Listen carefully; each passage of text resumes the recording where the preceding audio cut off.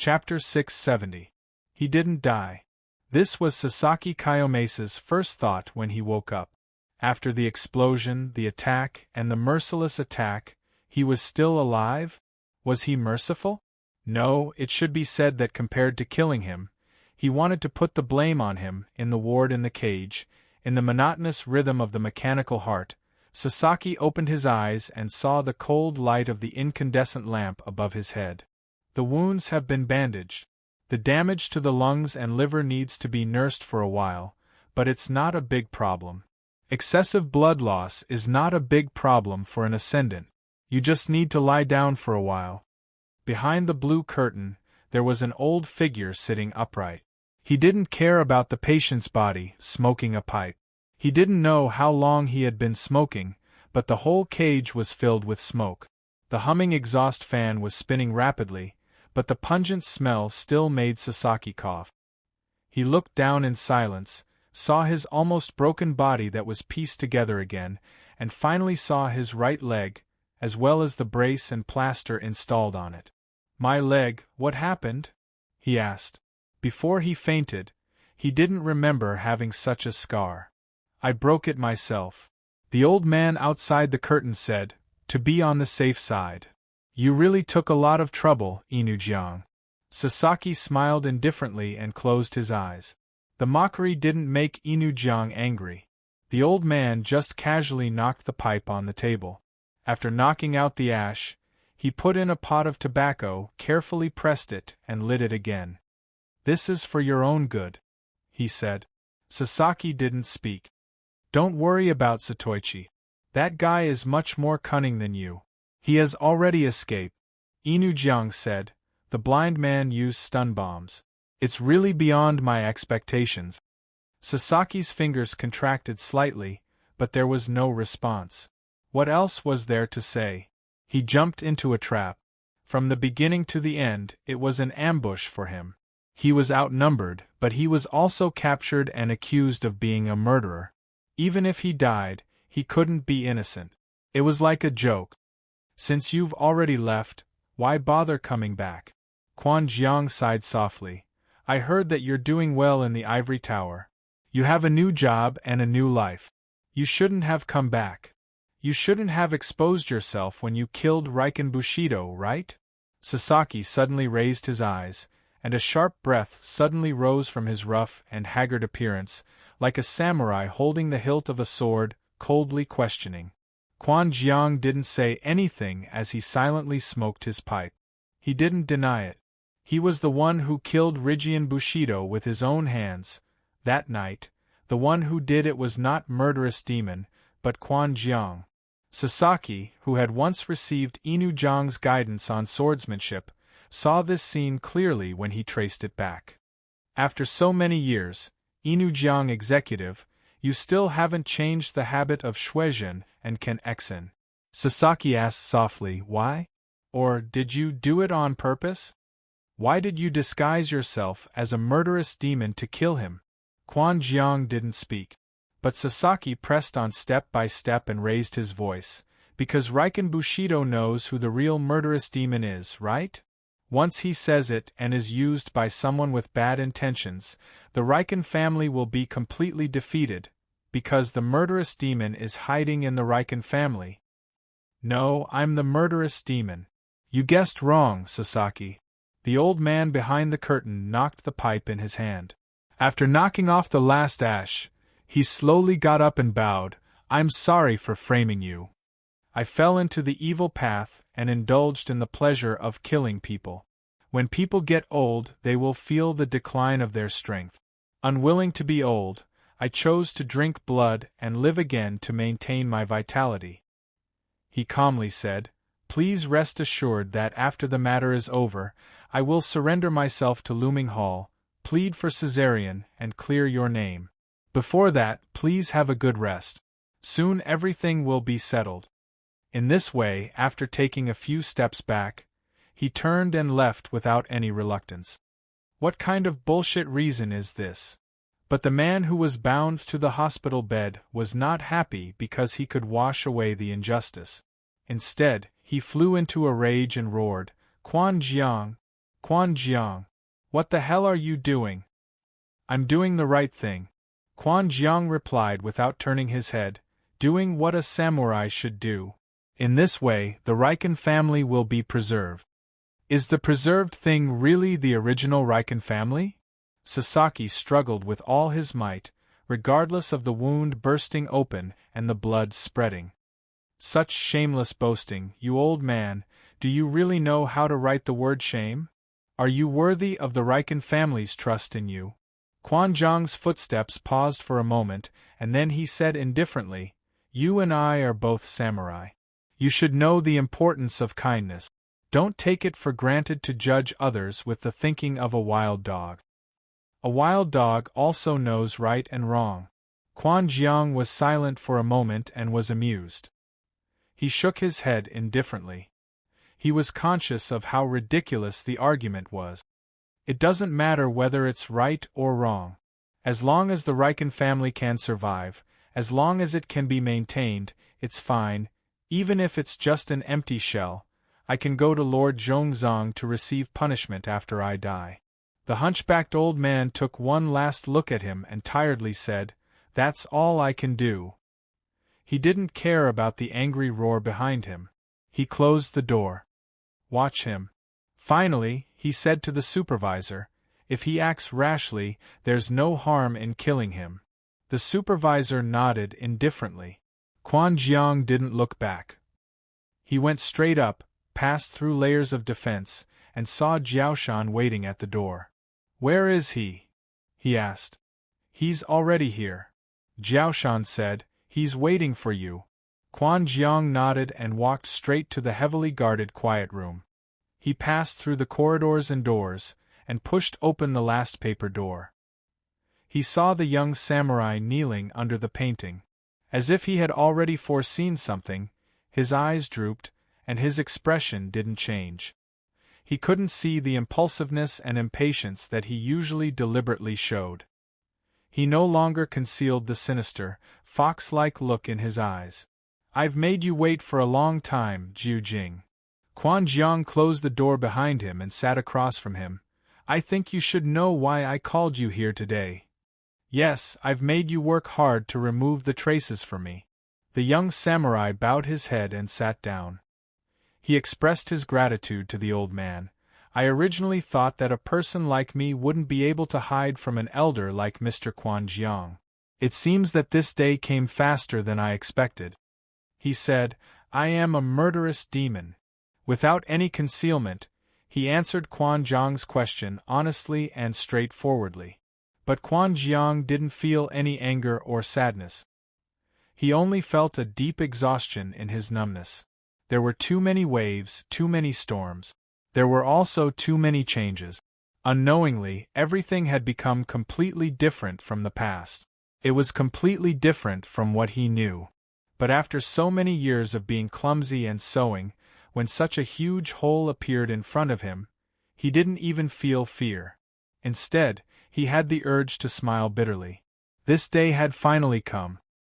You've done better than you said, Jiu Jing. Better than anyone. Before Bujing escaped, I didn't even suspect you. In the silence, he lowered his eyes and sighed softly, almost pleadingly. Let's stop here, Jiu Jing. There's still a chance to redeem everything. In the silence, no one spoke again. In the long silence, the young samurai seemed to be distracted. He raised his head in a daze and stared at the solemn, quiet room in front of him. For a long time, Mr. Quan Jiang, he said softly, I have two fathers. One of my fathers was a good-for-nothing. He raised me up and thought that he was kind and loved me. He thought that he could obtain power. There was another father who was arrogant and shallow. He turned me into what I am now. He thought that he was generous and thought that he could play everyone in the palm of his hand. One of them taught me indifference, the other taught me pain. But now both of my fathers are dead. He lowered his head and laughed as if he was mocking himself. I still remember before my mother died, my biological father was kind and loving. I also remember when my adoptive father ascended the throne. He was full of mettle and wanted to achieve great things. But until the end, they were not able to get happiness. All they got was pain and death. They were not able to fulfill their wishes. Even if they lost everything, even they were changed beyond recognition. He said, maybe they shouldn't have been born in this family, just like me. Just like that, the young samurai bowed his head calmly and apologized to the old man in front of him. I'm sorry, Mr. Quanjiang. I went against your expectations and trust. There's no turning back for me. Should he say it was anger or regret? But Quanjiang found that he couldn't feel anything. There was only a sense of loss, emptiness, and indescribable sadness. Such shrewdness could have been entrusted to the family. No, Mr. Quanjiang, I don't want to see the family. Jiu Jing said, I just want to destroy it. At that moment, the young samurai drew his sword. But it was too late. Quanjiang looked down gloomily and didn't want to look anymore. The moment he walked into this quiet room, he had already fallen into a tight encirclement. Now, the 8 canine warriors of the Rigian family were already lurking outside the quiet room. As long as Jiu Jing made the slightest move, what awaited him was only death. In the silence, there was the sound of slashing. Scarlet spurted out and dyed the calligraphy and paintings on the wall red. When the turbid blood dripped down again and landed on Quanjiang's face, he slowly raised his head in a daze and looked at the unharmed Jiu Jing in front of him, and the 5 fingers that pierced through his chest from behind him. Horn Mountain. The silent and determined samurai didn't draw his sword. He just raised his 5 fingers and tore the old man's back with a sharp edge like gold and iron. He took the heart and pierced through the chest. He slowly tightened his grip. The weak and vigorous heart fell apart. Horn Mountain, when? He asked tiredly. Since a long time ago, Master Quanjiang. The indifferent samurai replied expressionlessly, Jiu Jing's thoughts are the same as mine. The Rigian family that is struggling at death's door can only bring endless pain, just like what you have always felt. When the mixed-race girl who lived a peaceful life at the border was dragged into this ugly conflict, he had already sensed it the moment she was dragged into the conflict. What kind of hell had the Rigian family that he guarded become? He said, it is time to end all of this. Quanjiang panted tiredly. He just raised his eyebrows and laughed as if he was mocking himself. He closed his eyes and waited for death to come. Horn Mountain slowly retracted his hand and took out a handkerchief to wipe away the blood. Jiu Jing held her sword and walked forward step by step. Thank you for your care and sacrifice over the years. The Rigian family failed to meet your expectations. I am very sorry. She slowly raised her sword and pointed it at Quanjiang's neck. Jiu Jing finally said goodbye, please rest. In that moment there was a thunderous roar. Lightning shot out from the nothingness, because when Quanjiang opened his eyes, from his pair of turbid eyes, a brilliant and blazing light shot out. The old and tired body reversed time at this moment. Ignoring the erosion of time and the entanglement of pain, she pulled out her sword, stepped forward, and slashed. The dying old lion, in this moment, burst forth with her final ferocity. The miracle of the Yatsufusa appeared here and disappeared in an instant. The two crossed each other. A deep scar appeared on Jiu Jing's face, almost splitting her face into 2. But now, the scars were slowly closing up and rapidly recovering to the point of being new. It was impossible to see how close she was to death.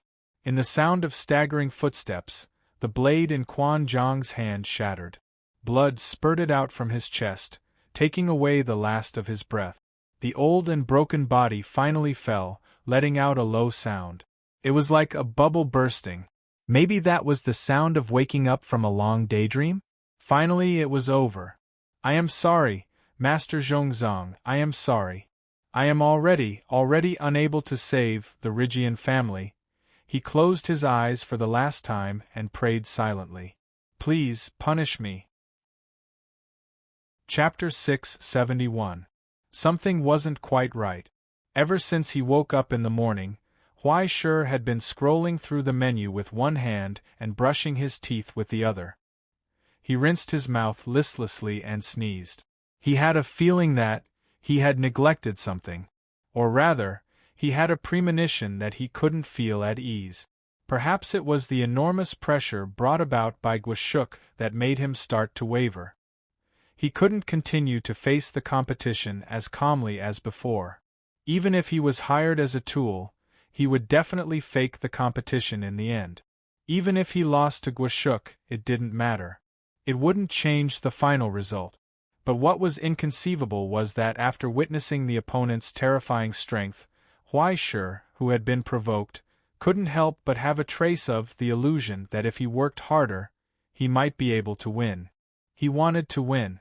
Anyone would have such thoughts, even if they were giving away their lives in the game, or if they immediately went offline after harvesting the economy, or if they didn't deal any damage, or even if a healer took 4 gold medals for dealing damage. Once they started playing the game, anyone would want to win. When Huai Shi realized this, he had already treated Guashuk as his enemy. Even if he was the representative of that stinky sister of Hu Pu. Then came the problem. With his dog's heart and dog's face, how could he compete with him on the same stage? Even if he constantly learned and improved during the competition, and now the cooking demon's skills and abilities had been qualitatively improved, he still couldn't be compared to Guashuk, who had been immersed in this field for more than 150 years. An outside trick? No, that old man always had a way of playing with people. He might be even better at using outside tricks than him.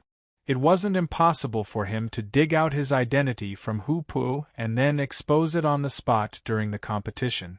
After all, that old man didn't look like a docile and obedient tool. Once he was in the mood, it wouldn't be strange for him to do something crazy. At worst, he would turn hostile and chop people up. Although there was a high probability that even if he turned hostile and chopped people up, at least he wouldn't lose face, right? It felt like once he started to think this way, it was already too late. Huai Shi scratched his head, sat on the sofa, and continued to ponder. Until he was awakened by Maki. Vladimir challenged me by name? Huai Shi was stunned at first when he heard the news she brought. Then he realized what was going on and couldn't help laughing. He was so angry that he said, "Are they afraid that Lao Guo will treat them as a pushover, so they are using me as a lightning rod?" Zhen Shi understood and immediately stood up. "If that's the case, then I'll let them leave immediately." "No need." Huai Shi raised his hand. Although saying, "I don't care," might seem a little arrogant, why wouldn't I take the experience bag that's delivered to my doorstep? I promised them. Now, Huai Shi was eager to accumulate more experience and skills before he encountered Guashuk. He didn't have to spend too much effort looking for her, so how could he possibly reject her? Previously, his match had overlapped with Motoko's match, or he hadn't watched it for various reasons. Now, he wanted to experience the power of this Russian Federation bear. So, what's the bet? Huai Shi walked directly to the door and looked at Vladimir's emissary. For a named duel, the person who proposes it usually has to bet a heavy reward, right? It's been verified by the Astronomy Society. It's an anonymous black card from the Hell Magic Gold Bank. The overdraft limit is about $10 million. It can be handed over to you in advance. What was taken out from the middle-aged man's pocket was a card sealed in crystal. It looked like it was made of black iron, and it looked simple and crude. What was engraved on it was the furnace emblem that the dwarves in the Magic Gold Bank liked the most. It was the equivalent of the currency in the abyss. The funds and limits stored in it could be exchanged for source crystals at any time. Depending on the authority and level, there would even be discounts. If that was the case, it wasn't worth mentioning at all. Wasn't it just money? Who didn't have it, even Huai Shi, who was now penniless because of a black-hearted woman's daily robbery, didn't care about this little bit of money. Who was he fooling? When he was a supervisor, he went out and did more than this amount. But in the Magic Gold Bank, the black card didn't mean VIP. It was synonymous with taboo services. Simply put, what could be overdrawn from it wasn't the amount of money, but the luck that was equivalent to the value of the overdrawn amount after tens of thousands of calculations by the dwarf actuaries. In other words, as long as he held this card, he could enjoy the good luck worth $10 million at any time. But at the same time, he had to pay a price. Along with the high interest, the back of good luck was bad luck. Overdrawing good luck had to be repaid by encountering bad luck.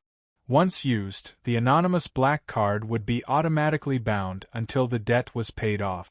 It would not be restored to its anonymous state until the debt was paid off.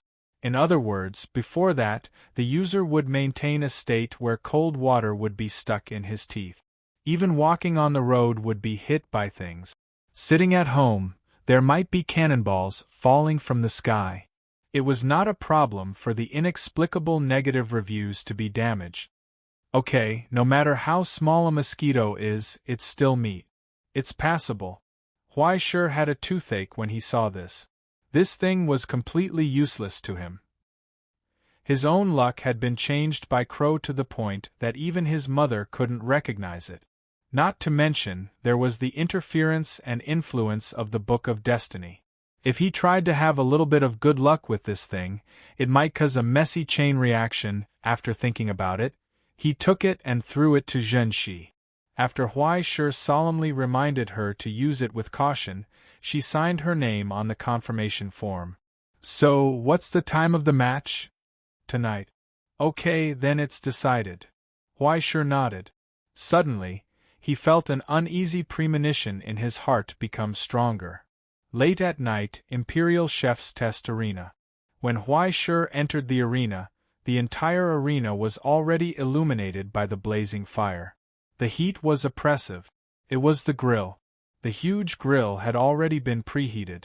The layer of flames burning in it was obviously not ordinary. It could still cause needle-like pain from afar. The scorching heat enveloped the entire arena. He had the upper hand. Vladimir's upper body was naked, and he was only wearing a pair of large underpants. Countless tattoos continuously overlapped on his layers of muscles, and the old and new ones were randomly scattered together. Even his original appearance could not be seen clearly. Miss Huai Shi, long time no see. Vladimir laughed and put his hands on his hip. The skull tattoo on his face revealed a layer of joy. I didn't expect to have a chance to compete with you. That's great. I've been looking forward to this day for a long time. Sorry, I don't have the hobby of exchanging cooking skills with wanted criminals. Miss Huai Shi glanced at the tattoo of a demon holding a knife on his shoulder and the fine Russian Federation words on it. Cut the throat of the informant. In addition, church, double-headed eagle, human face, poisonous snake, demon, and angel. Layers of tattoos and words that revealed his identity were piled up messily on this overly strong body. It made people wonder if this guy was so strong that he was so strong to have more tattoos, but there was no doubt that every tattoo was the mark of the Russian Federation's mafia. There were even the marks and symbols of various criminal organizations on the border. Don't say that. Everyone has a time when they were young and insensible. Vladimir patted his bald head. I've changed my appearance now. I fight for justice. Miss Huai Shi, do you want to know more about our Pacific Rim Rare Animal Protection Association? Sorry, I'm not interested in animal protection organizations. The corner of Huai Shi's eyes twitched. Amazing. Wasn't it a little too creative for a mafia member to retire as animal insurance? It's okay. There's nothing to lose by learning about it. The beautiful ocean, the mother of mankind, is calling us. No, I already said that I'm not interested. Huai Shi looked at the grill beside him and nodded. Are you planning to barbecue? Yes, that's right. Vladimir didn't hide his boasting. But Aram and I are the best cooking demons here, who are good at roasting ingredients. By the way, although that guy looks like a hippie, he's best at roasting meat in the Ottoman style. It's lukewarm and conservative. It's really not interesting at all. I prefer a more rough fire. Only the meat that can't be burnt and roasted is good meat, right? As he spoke, his fingers tapped on the net on the grill. When the iron wire trembled, it actually made a sharp and thick high-pitched sound like an electric sound. With a few casual taps of his fingers, the flames seemed to come alive. They rose from the steel-like charcoal and gathered into a blurry figure that wandered on the grill net. The vibrations overlapped with each other and actually vaguely formed a melody. And in the blurry melody, the figure formed by the flames instantly split into two and began to dance enthusiastically on the iron net. It followed Vladimir. Cossack dance? Huaishir raised his eyebrows and slowly frowned. Isn't this already considered sexual harassment? The tune was clearly a folk song from the Russian Federation, Peddler. The young peddler used brocades and jewelry to lure beautiful girls to the wheat fields late at night to make a deal with him. I'm afraid that most people's opportunity to listen to this song came from a certain ancestor-level square game, right? This is a passionate confession, Miss Huaishir. Vladimir laughed loudly. He crossed his arms and his legs bounced along with the melody on the ground. Do you feel my strong passion? Sorry, no. Goodbye. Huaishir walked over indifferently, raised his palm, bent his fingers, and flicked his fingers on the grill. In an instant, the buzzing sound was cut off. The huge grill trembled violently, and the blurry melody changed from a passionate peddler to a light tune. The Nutcracker. After Huaishir's fingers swept over, the passionate Cossack dance on the grill changed. The pure white flames shrank into a slender figure, circling gracefully. No matter how the illusions in the other flames chased after it, they could not touch the graceful figure dancing gracefully on the grill net. Heh, this is probably a bootlicker. Under the stunned gazes of the audience, Miss Huaishir smiled sympathetically. Competing in fire control? Who am I afraid of? Chapter 672. This is really amazing. The finesse is even above mine. It's not inferior to the highest grade of alchemy furnace, right? Vladimir leaned closer and sighed. As expected, Miss Huaiji is a strong enemy who is beyond my expectations. If that's the case, it doesn't matter even if the plan is changed. It's really satisfying, really satisfying. He chattered endlessly, talking to himself. It was as if he was a person living in his own world. He didn't care whether others could understand him or not, nor did he care what others thought of him. Vladimir reached out and took out a specially made material box from under the table. He placed it on the cooking table and raised his head to ask, I know that Miss Huaiji has the habit of cooking later. So, it's okay for me to prepare the ingredients a little before the competition starts, right? In the material box that was opened a little, wisps of cold white mist kept rising.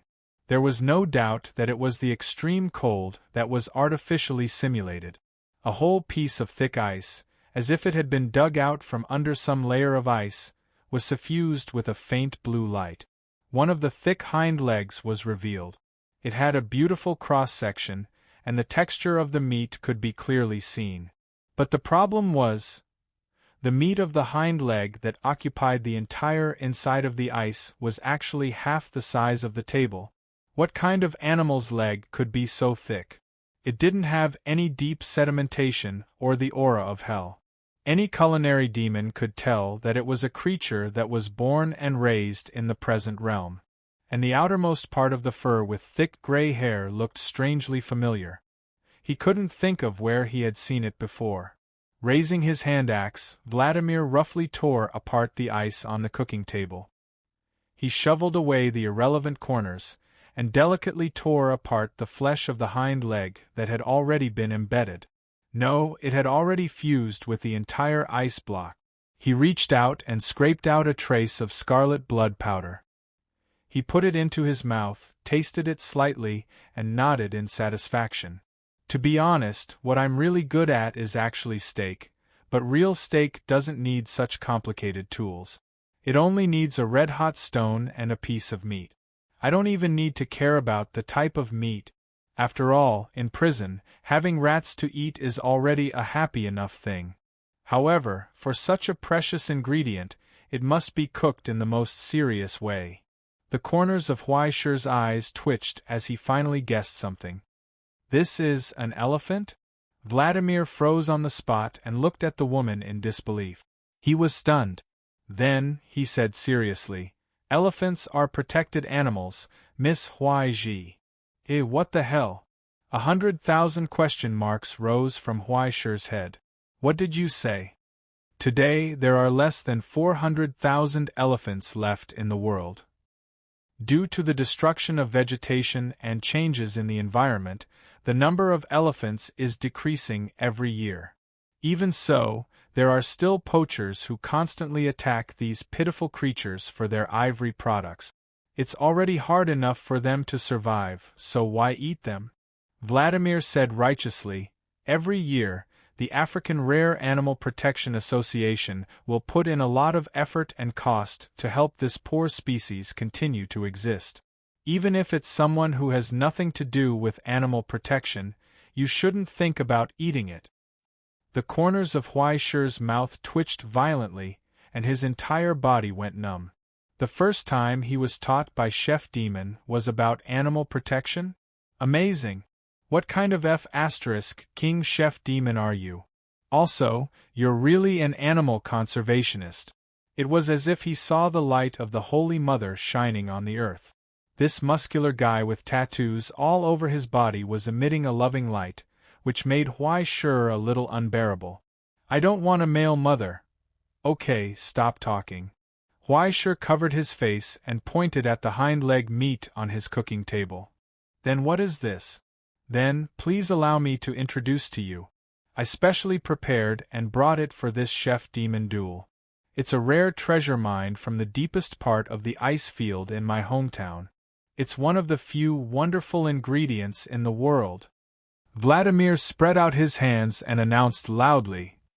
Wait, Huaishi raised his hand, took out his phone, opened the translation software, and pointed it at him.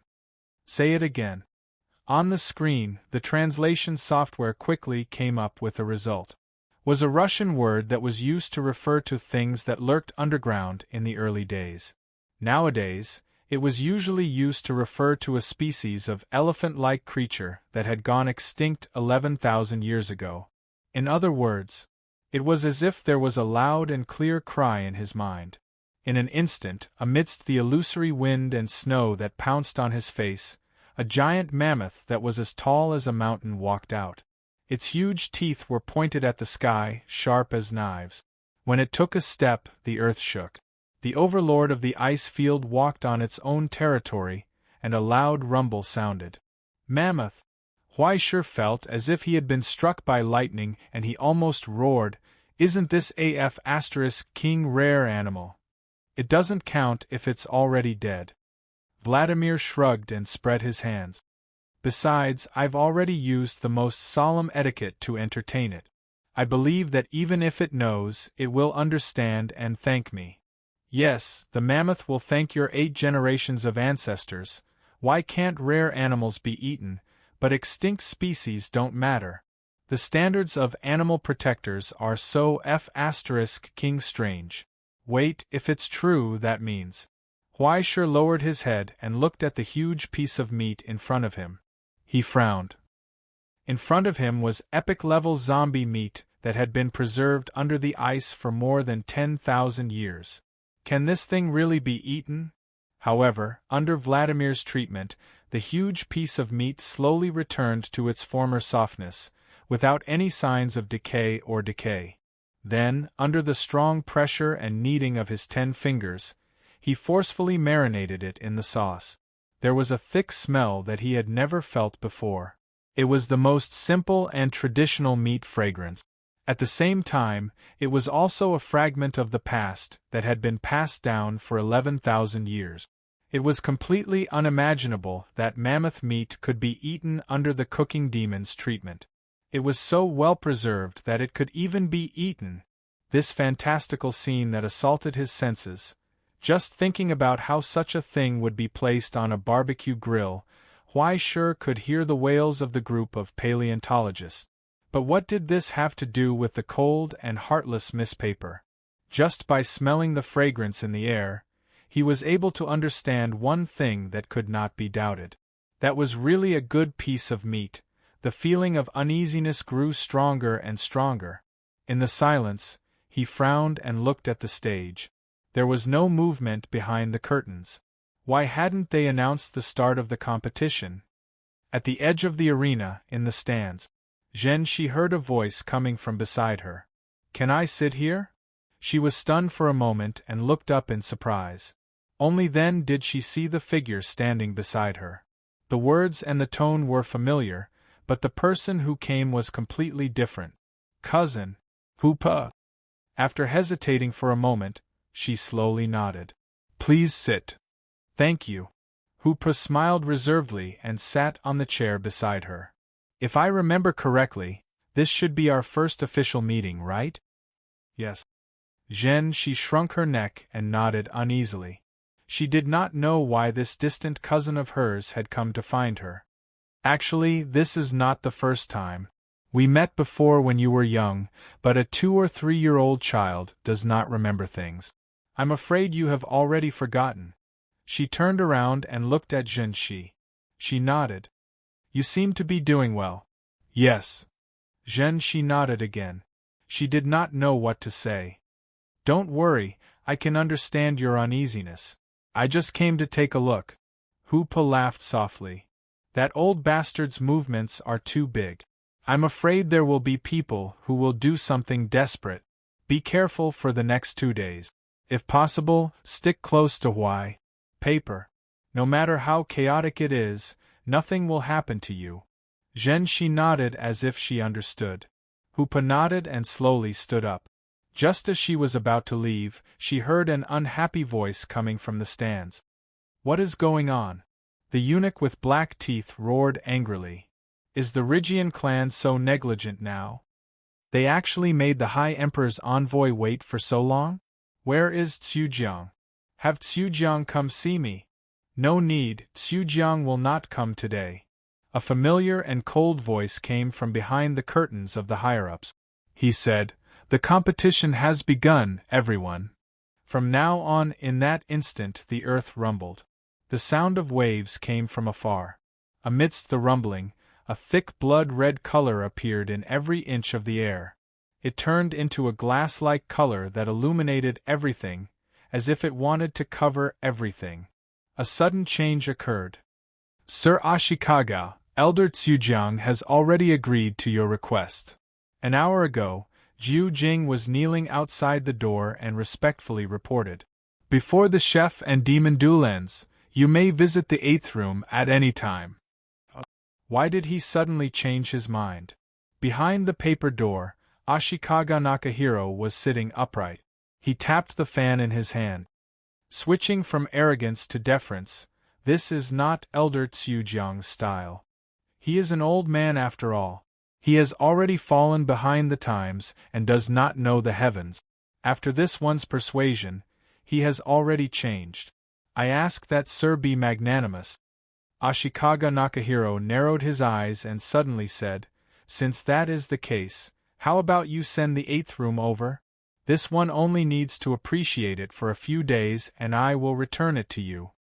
Raiken Jiu Jing frowned and his voice became serious.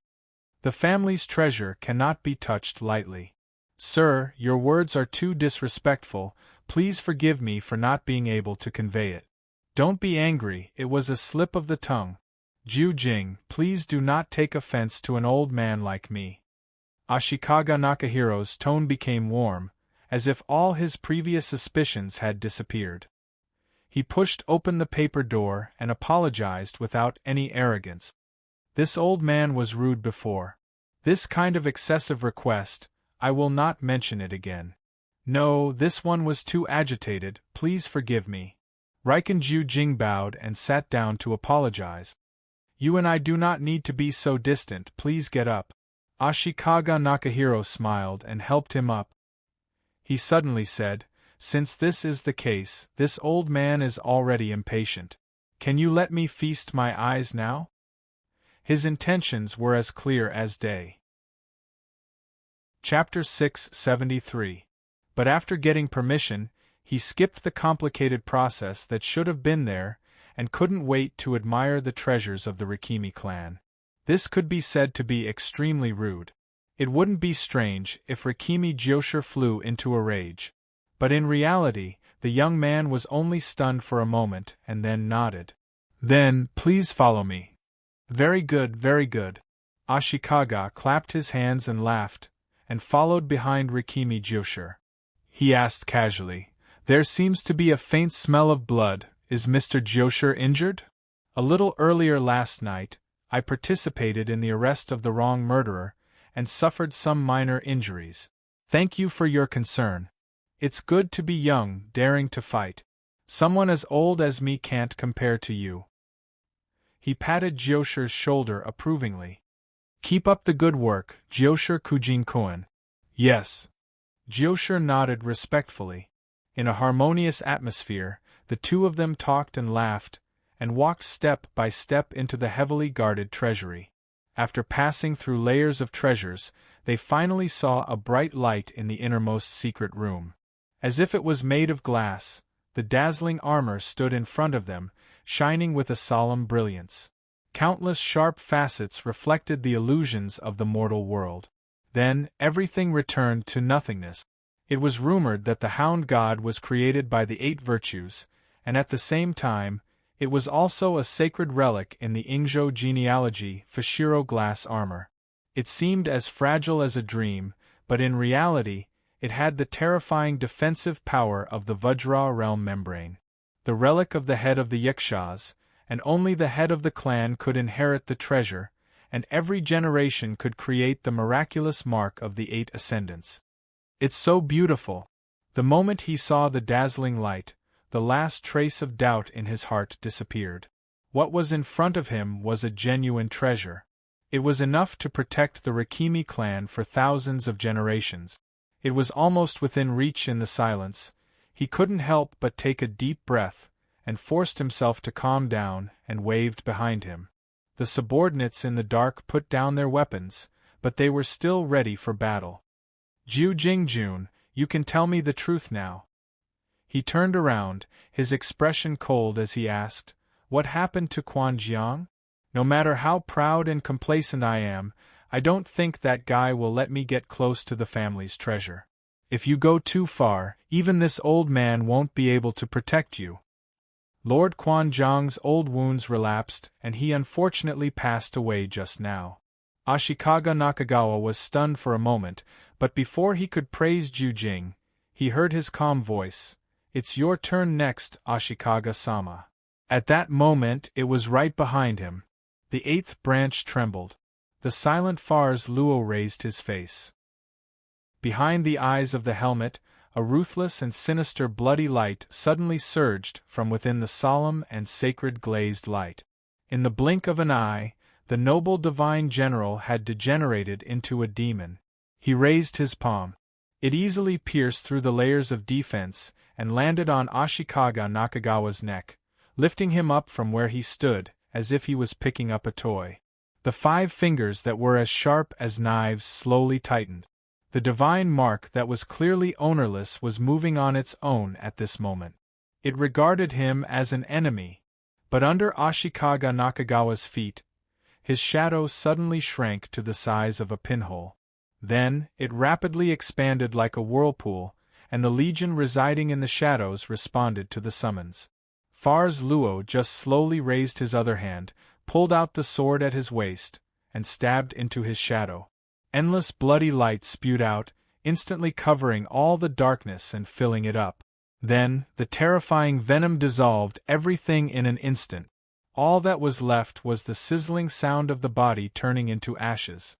Suffocation came suddenly. Ashikaga Nakagawa's eyes widened in shock. His face was ashen, and he struggled with all his might, letting out a hoarse voice, "Are you crazy, you murderous demon?" as expected of Lord Ashikaga. "It's not surprising that you know this." Jiu Jing stared at the furious face and suddenly sneered, "If I'm not wrong, you trust me so much because you have this information, right?" Otherwise, you wouldn't help me deliberately hide the traces of the murderous demon. After a person like me becomes the head of the family, can't I only follow the lead of the Ashikaga clan? But it doesn't matter, he said. I don't care. You. Ashikaga Nakagawa's eyes widened, and his pupils gradually became bloodshot. Unfortunately, Lord Nakagawa, I don't have much time to play games with you.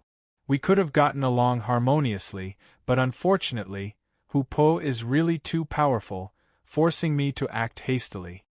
He said, Your daughter is a powerful character. The last sentence was naturally not said to Ashikaga Nakagawa. But there was no one else here. Only a hoarse voice sounded from the hollow armor. Squeak! Accompanied by the sharp sound, the bright brilliance above Yatsufusa gradually faded. In the end, what remained were countless mottled traces left by overlapping blood. A miracle was reversing into a disaster. The original stigmata relic Yatsufusa was based on the Hound God. After integrating the elements of the 8 virtues, it became the incarnation of the legendary immortal Buddha on earth. But now, the immortal Buddha had fallen and turned into evil spirit. In the history of the past, the princess of the Riken clan, Fuji, was cursed by the vengeful spirit Yuzi. She was implanted with the 8 evils and degenerated into an evil spirit. In order to not let herself become the source of disaster in the world, Princess Fuji sacrificed herself and reversed the 8 evils into the 8 virtues. From then on, 8 loyal and powerful warriors were born in the world. They received the miracle and gift of Yatsufusa and assisted the Riken clan to defeat evil, eradicate the root of disaster, and set things right. This heroic deed was spread by people. After being integrated through the generations, it became the legend of the 8 dogs in the south that was seen today. But in fact, the battle between Princess Fuji and the vengeful spirit Yuzi, and even the war that followed, was just a competition that was carried out around Yatsufusa. Whether it was the 8 virtues or the 8 evils, they were the power of Yatsufusa. The only difference was how they appeared in the world. Now, when the reversal came, the 8 virtues naturally fell apart. Benevolence, righteousness, propriety, wisdom, faith, loyalty, filial piety, and friendship disappeared without a trace. What replaced them was the malice that had been hidden behind for a long time. Evil, lust, theft, stupidity, evil, madness, chaos, resentment. Amidst the violent tremors, a torrential blood-red light gushed out from under Yatsufusa's armor. The ownerless miracle engraving was driven by the ocean-like resentment and pain, and instantly fell into darkness. Then, an endless blood-red light soared into the sky and swallowed the entire mountain range. It was isolated from the outside. The miracle engraving was unfolded. But it was no longer the tranquil and peaceful appearance of the original Jingang world. The majestic and solemn wind disappeared without a trace, and was replaced by a complex palace that suddenly rose up high. What the ears heard was the ubiquitous sweet moans and violent roars. What the eyes saw was a colorful and confusing spectacle. What the tongue tasted was a fragrant and sweet fragrance. What the senses felt was a fairyland that was so beautiful that it made one's heart tremble in fear. Inverted dreams. All living beings fell into eternal oblivion. This was Heavenly Demon Love Dai Dharmakaya. Under the call of this huge disaster, the gorgeous palace of the Heavenly Demon in the past descended here, guiding all living beings to step onto the path of demons. The 8 great virtues merged into the blood-red light, turning into the gift of the abyss, and descended on all souls equally. Pulling them down, they fell into hell. In Yatsufusa's hand, Ashikaga Nakagawa twitched violently. His eyes were bloodshot, and was quickly being eroded by the 8 great evils. It was difficult for him to maintain his sanity. "You lunatic!" he hoarsely uttered his last words. There was a small cracking sound in his mouth. It was the poison that he used the last of his strength to bite off. Now, the poison flowed and spread, instantly eroding his body and soul, ending everything from the inside out. Not degenerating into an ugly demon, Ashikaga Nakagawa retained his last bit of dignity and killed himself. Even Rikichi Jyo did not expect such an ending. This old man actually had such courage in his bones, but this was not something to be concerned about. It's just the prelude to the opening. Jyo retracted his gaze from the corpse, turned and walked towards the arena, announcing the opening of the final round. At this moment, when the blood-red light covered everything like turbid glass, heaven and earth changed, all living beings fell into his demonic realm, and the overflowing evil virtues also seeped into every body with the blood of Rikichi. This was the selfless sharing and gift from the murderous demon. Pulling this bloodline that had long since decayed, it headed towards hell. It was as if a mountain fire had spread in an instant. Billowing thick smoke rose into the sky, covering the entire mountain range, shrouding everything in disaster. Above the sky, above the clouds, there were ministers with the wings of Tengu on their backs looking down, watching the fire from the other side of the river. There was no emotion or pity, only coldness. The way you set yourself on fire is really ugly, Ashikaga Nakagawa. He lowered his eyes, peeking at Ashikaga Nakagawa's tragic death. For power you did so many useless things, coveting the power and foundation of the Rikichi clan. In the end, you nurtured a tiger, and died from the evil consequences of your own actions. Why bother? You thought you were smart, you sought your own death, and you left a mess for the emperor. Those old bastards of Looming Hall were getting more and more outrageous. He didn't even have a good impression of these old bastards who had long been corrupted by power and the so-called family, let alone saving them. The observer from Seat loyally carried out his mission. As the emperor's eyes, he recorded everything that happened here and brought it back to the emperor. The rest had nothing to do with him. So cold, Hattori. On a distant mountain ridge, an old samurai with disheveled white hair leaned against a withered tree. He laughed strangely at Tengu. You don't even have the slightest bit of camaraderie between comrades? Shouldn't the one who should be flustered and exasperated be Kamigawa, you old bastard? Hattori replied indifferently, Let's not talk about our losses for now. After all, the general's investment was secretly led by the American genealogy, but it looks like it was all for naught. So what? The old samurai Kamigawa raised his eyes and asked with a puzzled expression, So what? Hattori frowned. After the general hears about it, he might be so angry that he smashes his wine cup, flips the table, and gets angry, but there's nothing we can do about it, right? The old samurai Kamigawa calmly said disrespectful words.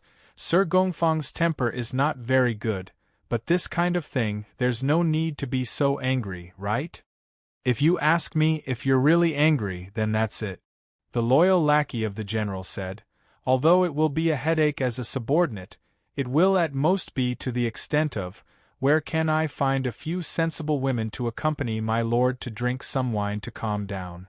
Why should I be troubled to the extent of being in a terrible fix? His smile was full of mockery as he glanced at Tengu above the clouds. Don't take it for granted that we're the same as you, okay? He raised his head, opening his mouth to drink the ape wine in the gourd, saying in an unconcerned manner, For example, if you came to a casino by chance, saw a gambling table by chance, and a seat by chance waiting for you, what would you do? It's just a $10 chip. Do you need to calculate for so long just to test your luck? Even if you're unlucky and lose, do you have to beat your chest and stamp your feet in anger? Thus, Kamigawa explained to the enemies who were already like fire and water, The general knows what you're doing, and he knows what you're thinking. Kamigawa laughed strangely and told him, But the general doesn't care. Tengu Hattori was expressionless above the clouds.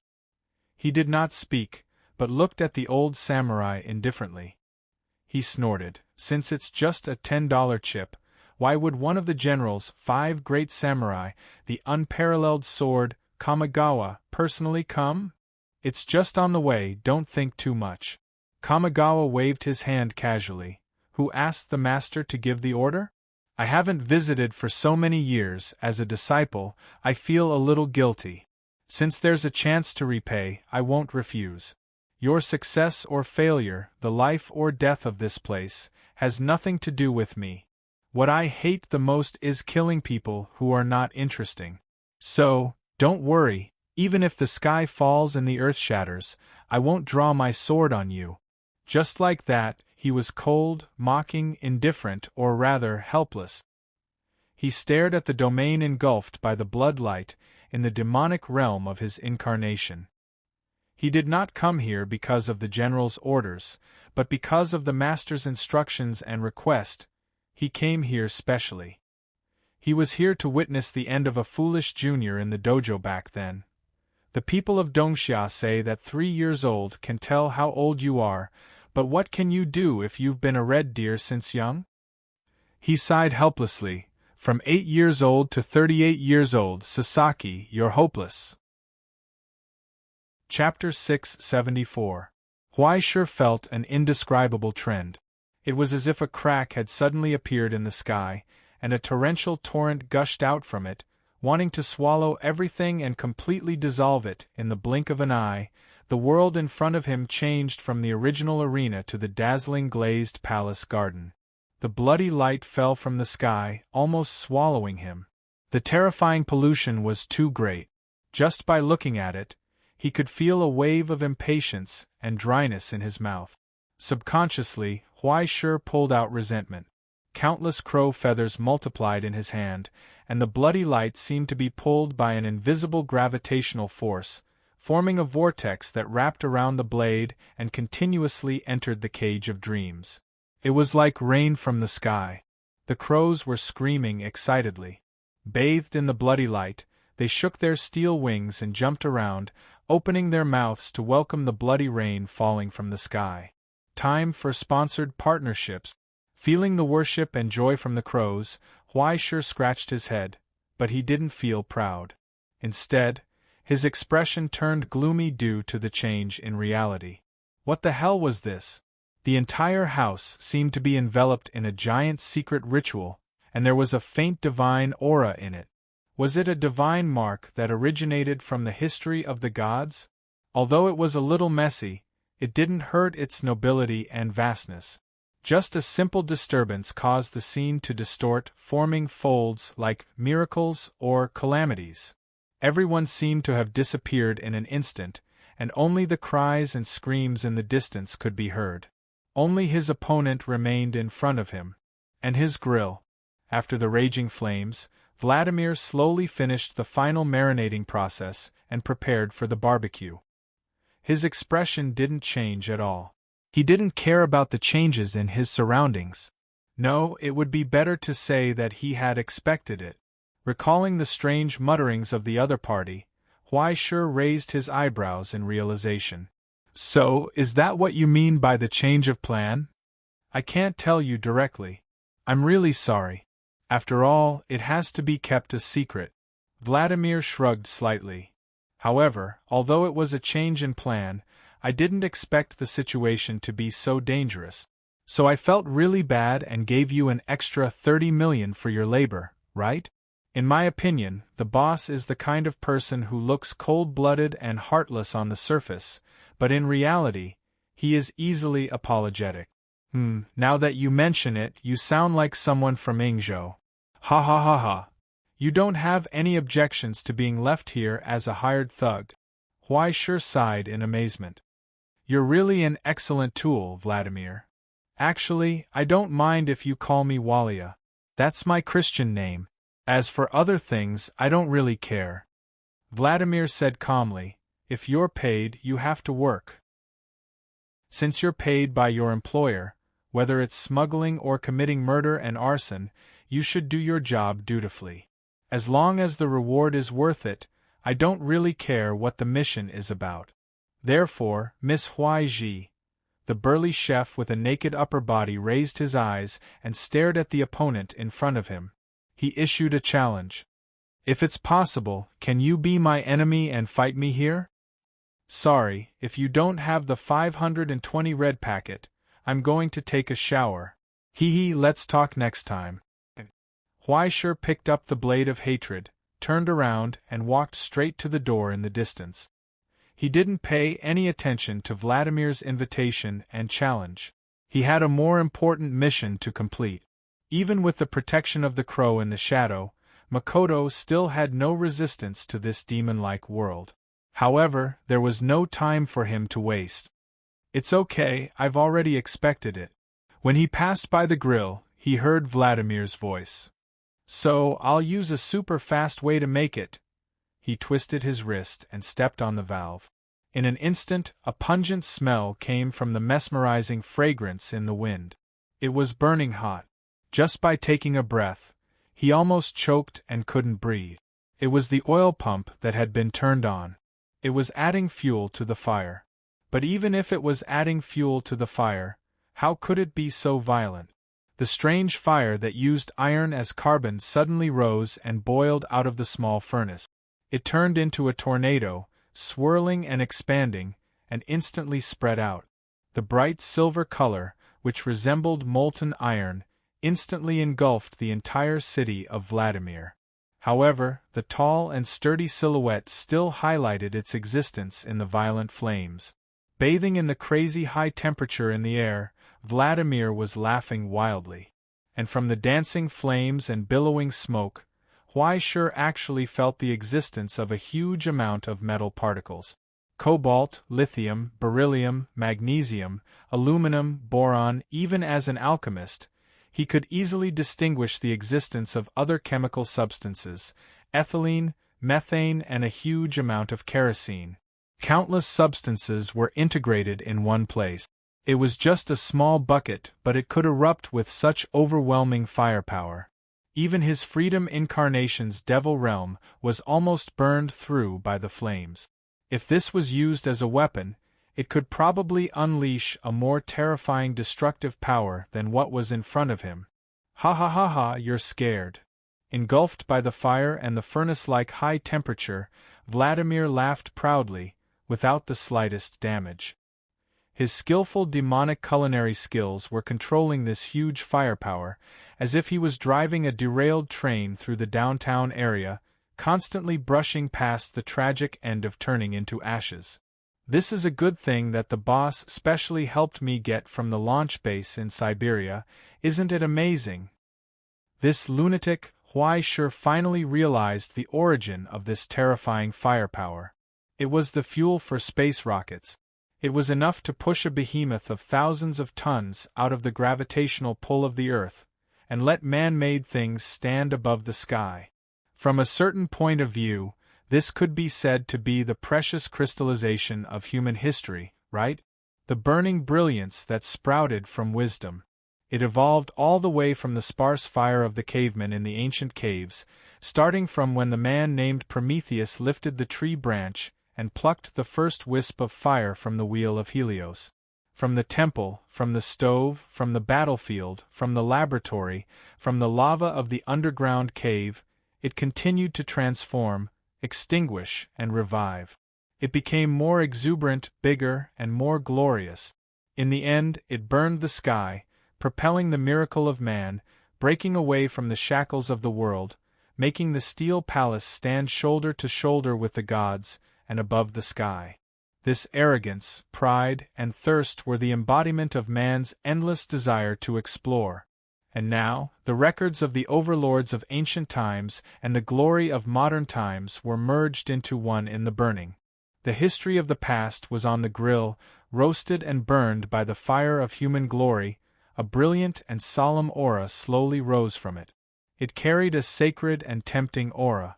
Just by existing there, it was like a precious miracle crystal, coveted.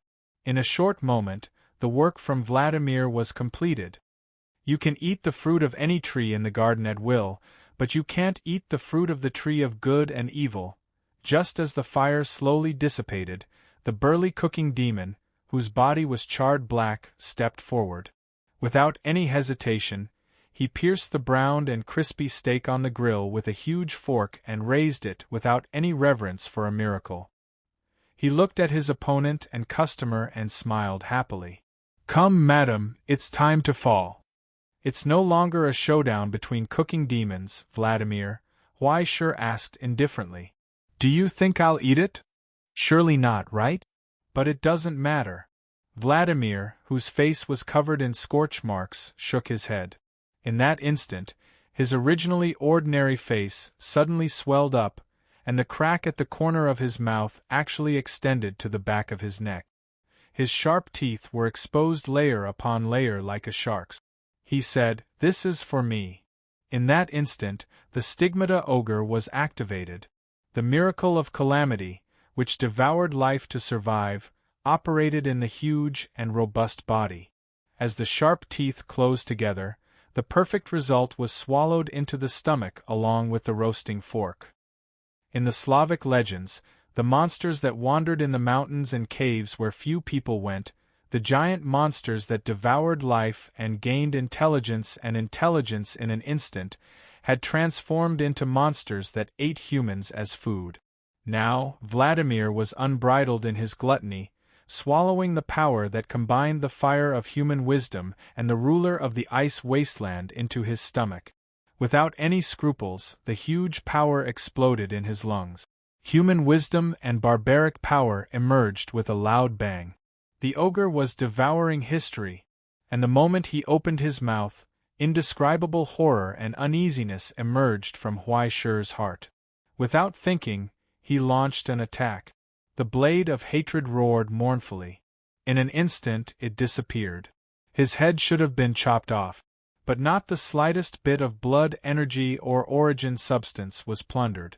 What spurted out from the wound on his neck was not blood and scarlet, but endless bleakness and bone-piercing frost. A storm swept across.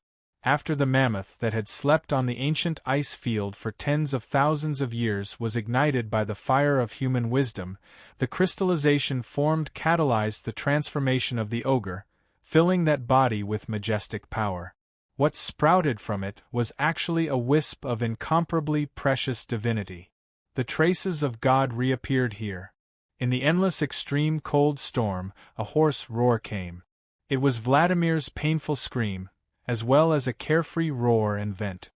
His body, which was originally shockingly burly, expanded once again, reaching a height of nearly 3 meters. Layers of sharp icicles extended out from his shattered flesh. All the flames were extinguished. What replaced it was a terrifying cold that froze the soul. In the roar of the earth, the mammoth's roar gradually turned into a hoarse whisper, shaking the entire demonic realm of his incarnation, causing that low voice to resound in everyone's ears. I am ice and snow. I am the master of freezing and desolation. Vladimir's eyes shot out an ice-cold divine light. He opened his mouth and spat out an extremely cold holy light. When his lips opened and closed, when he spoke, it overlapped with another old and low voice. Through the combination of human wisdom and desolation, and by cheating, the Tier 3 ogre temporarily reached this realm. Now, he was no longer a ferocious demon, but an immortal existence in Slavic mythology, the Lord of Ice and Snow who had inherited God's blood and history. I am the King of Winter. In the gradually extinguishing snowstorm, a burly and solemn figure stepped out, looking down from above and declaring to the enemy, I am the Father of Frost. In the dead silence, Huai Shi was silent. He could not help but feel a headache and sighed helplessly. Well, did we discuss not being allowed to transform before? Chapter 675. He didn't eat a pig's head, nor did he eat an elephant's leg. It was one thing to be tricked into such a damned place, but he was also forced to watch someone else transform. Huai Shi felt that he had been hurt. If it was an ordinary person, Huai Shi would have beaten his dog brain out long ago. However, after carefully looking at the solemn and cold Shuang's father in front of him, Huai Shi decided to talk to him calmly. I said, Can't you really let me go? Sorry, I can't. Vladimir shook his head, and the old voice overlapped with his. If you surrender without a fight, we can talk about cooking, as long as you don't try to leave. Looks like there's no room for discussion? Huai Shi sighed. There's nothing I can do. After all, I took the money. Vladimir sighed and raised his hand. In his hand, a dazzling golden light appeared and turned into a handle.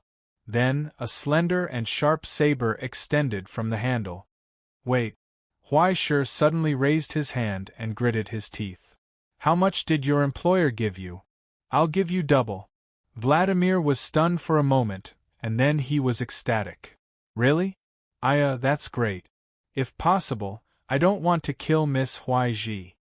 He beamed and counted with his fingers. 130 million US dollars. Double is 260 million US dollars. In that case, I can refund an additional 30 million US dollars to the boss as liquidated damages. Huaishir's smile gradually stiffened. Soon, he lowered his eyes helplessly. 260 million US dollars? Even if Huaishir squeezed together, it would be difficult for her to come up with 20 million. Moreover, the money from Hu Po's stinky sister hadn't arrived yet. Where did he get so much money to hire this guy to work? With this money, wouldn't it be nice to buy a fighter jet? Forget it. He interrupted Vladimir's words and then raised the blade of resentment. You'd better kill me, or I'll kill you. In an instant, a fierce flame that wasn't inferior to the color of frost rose from Huaiji Suzi's body. The instant the hand of confinement was activated, flames burst out from the forging furnace, continuously pulling the drifting bloody light in the air like an engine that was rumbling loudly. Young Master Ming's divinity emerged from the darkness of the bone-burying sanctuary. In that instant, against the backdrop of darkness and ferocious flames, Miss Huaiji's lips curled into a mocking smile. It was shameful to say, but in this place, he was the host. In the huge glazed palace, countless bloody colors surged between the walls. Within this demonic realm, everything was constantly emitting an irresistible amount of negative origin substance, corroding everything in its path. The moment Hooper reacted, he instinctively grabbed something beside him. He grabbed nothing but air. Xin, who had been so close to him, had disappeared. He had no idea where she had been thrown to. He had been tricked. Jiu Jing, that bastard, is actually desperate. However, at this moment, when Shinichi Masahira were having a showdown between the chef and demon, when everyone was unprepared, if he were to think about it in a bad way, perhaps his elder brother, who had been studying abroad for many years, was already standing on Jiu Jing's side. In the silence, a clear and crisp voice suddenly rang out. The sound of a phone ringing. Right in the middle of the palace, a dark green old-fashioned phone booth suddenly appeared. In the narrow space inside, a hanging phone was constantly ringing. It was hard to tell whether it was a sharp or clear ringing. It kept ringing. It was filled with patience. Until Hupo pushed open the door, reached out, took the phone, and put it to his ear. Who is it? Hupo asked coldly. Let me guess, is it my elder brother, Mr. Masahira? Long time no see, Hupo. The low and hoarse male voice on the other end of the phone replied, It's me. Then can you tell me, what did you do? Hupo asked coldly. Be merciful and tell me, what role did my elder brother play in the destruction of the Shinichi family? Me? I didn't do anything. On the other end of the phone, the middle-aged man who was wiping his hands in front of the sink raised his head and looked at himself in the mirror. He told her seriously, I just chose not to play any role. So, you want to tell me that you're innocent? Hoopa sneered. You've been like this since you were young, Brother Masahira. You've always played by yourself, never taking the initiative to speak, always pushing the boat with the current, never showing your face. What, do you plan to not show your face when you become the head of the family in the future? I don't plan to do that. Shinichi Masahira shook his head. As a member of the Shinichi family, I got involved, but this doesn't mean that I have any interest in the position of head. He said, the reason I came back is to put an end to this. No matter how dazzling the Shinichi family's existence is, to me, nothing more than a restraint. From this point of view, I'm on Jiu Jing's side. I sincerely hope that this cage that exists only in name can be completely destroyed. In the silence, Shinichi Masahira sighed softly. Hoopo, I originally thought that you would be the same as me, that your talent is even above mine. Unfortunately, the shadow that uncle left on you is far greater than I imagined. If the Shinichi family didn't exist, you might be able to achieve even greater things. At least, you'd be far more free than you are now.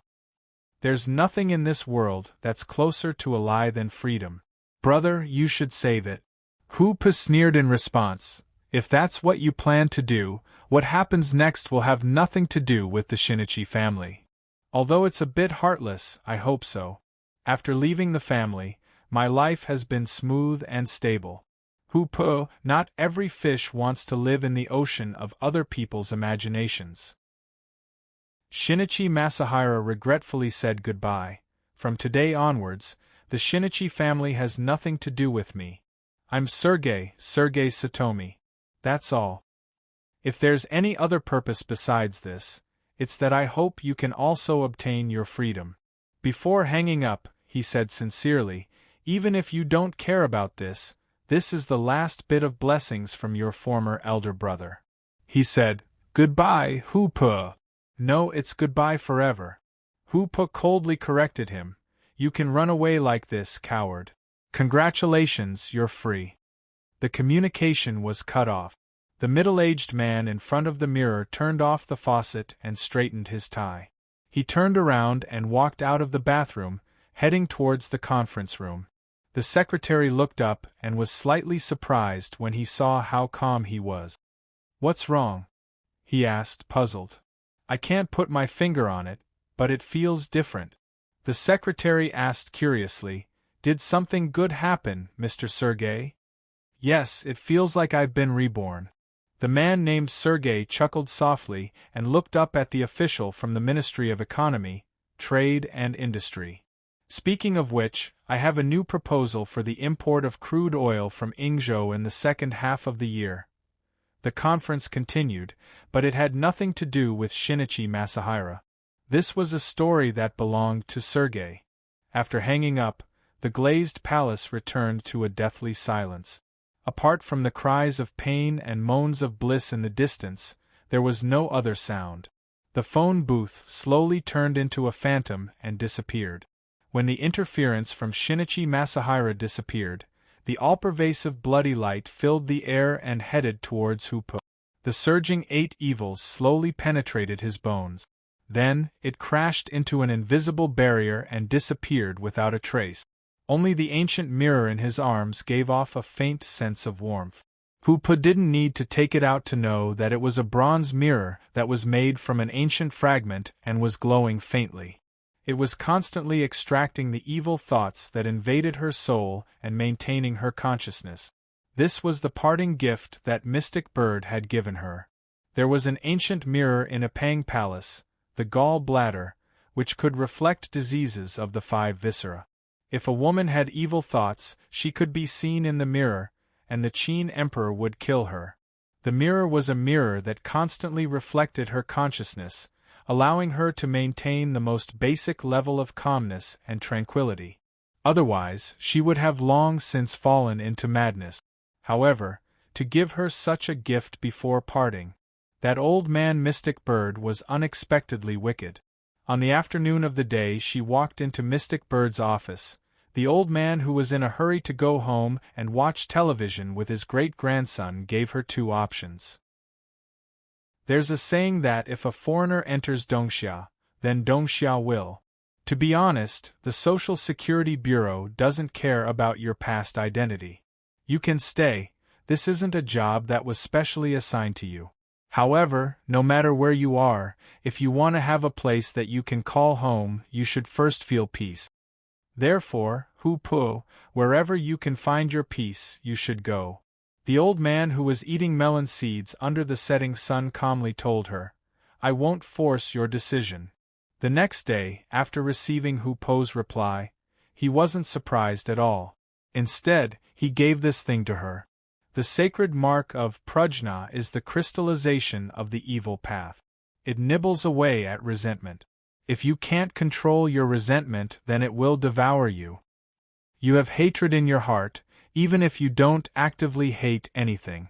Hupo, if you can't let go of this obsession, you will never be free from the haze of the past.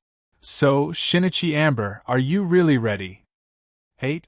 She lowered her head and stared at the ferocious face of herself in the bronze mirror. Countless wisps of black smoke rose up and interweaved on her face to form a ferocious illusion of prajna.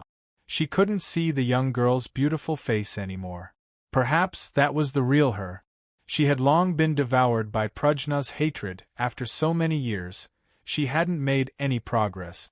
Perhaps she had long fallen into the demonic path. She was lost in the huge vortex of hatred, but she couldn't freely vent it. She couldn't truly become a demon. She couldn't obtain the freedom to hate, and she didn't have the qualifications to not hate. How laughable, Hupo. She laughed self-deprecatingly. She listened to the deep footsteps in the distance. It had been so long, but it was so familiar. Until the door opened with a bang. A majestic glazed armor appeared from his demonic realm.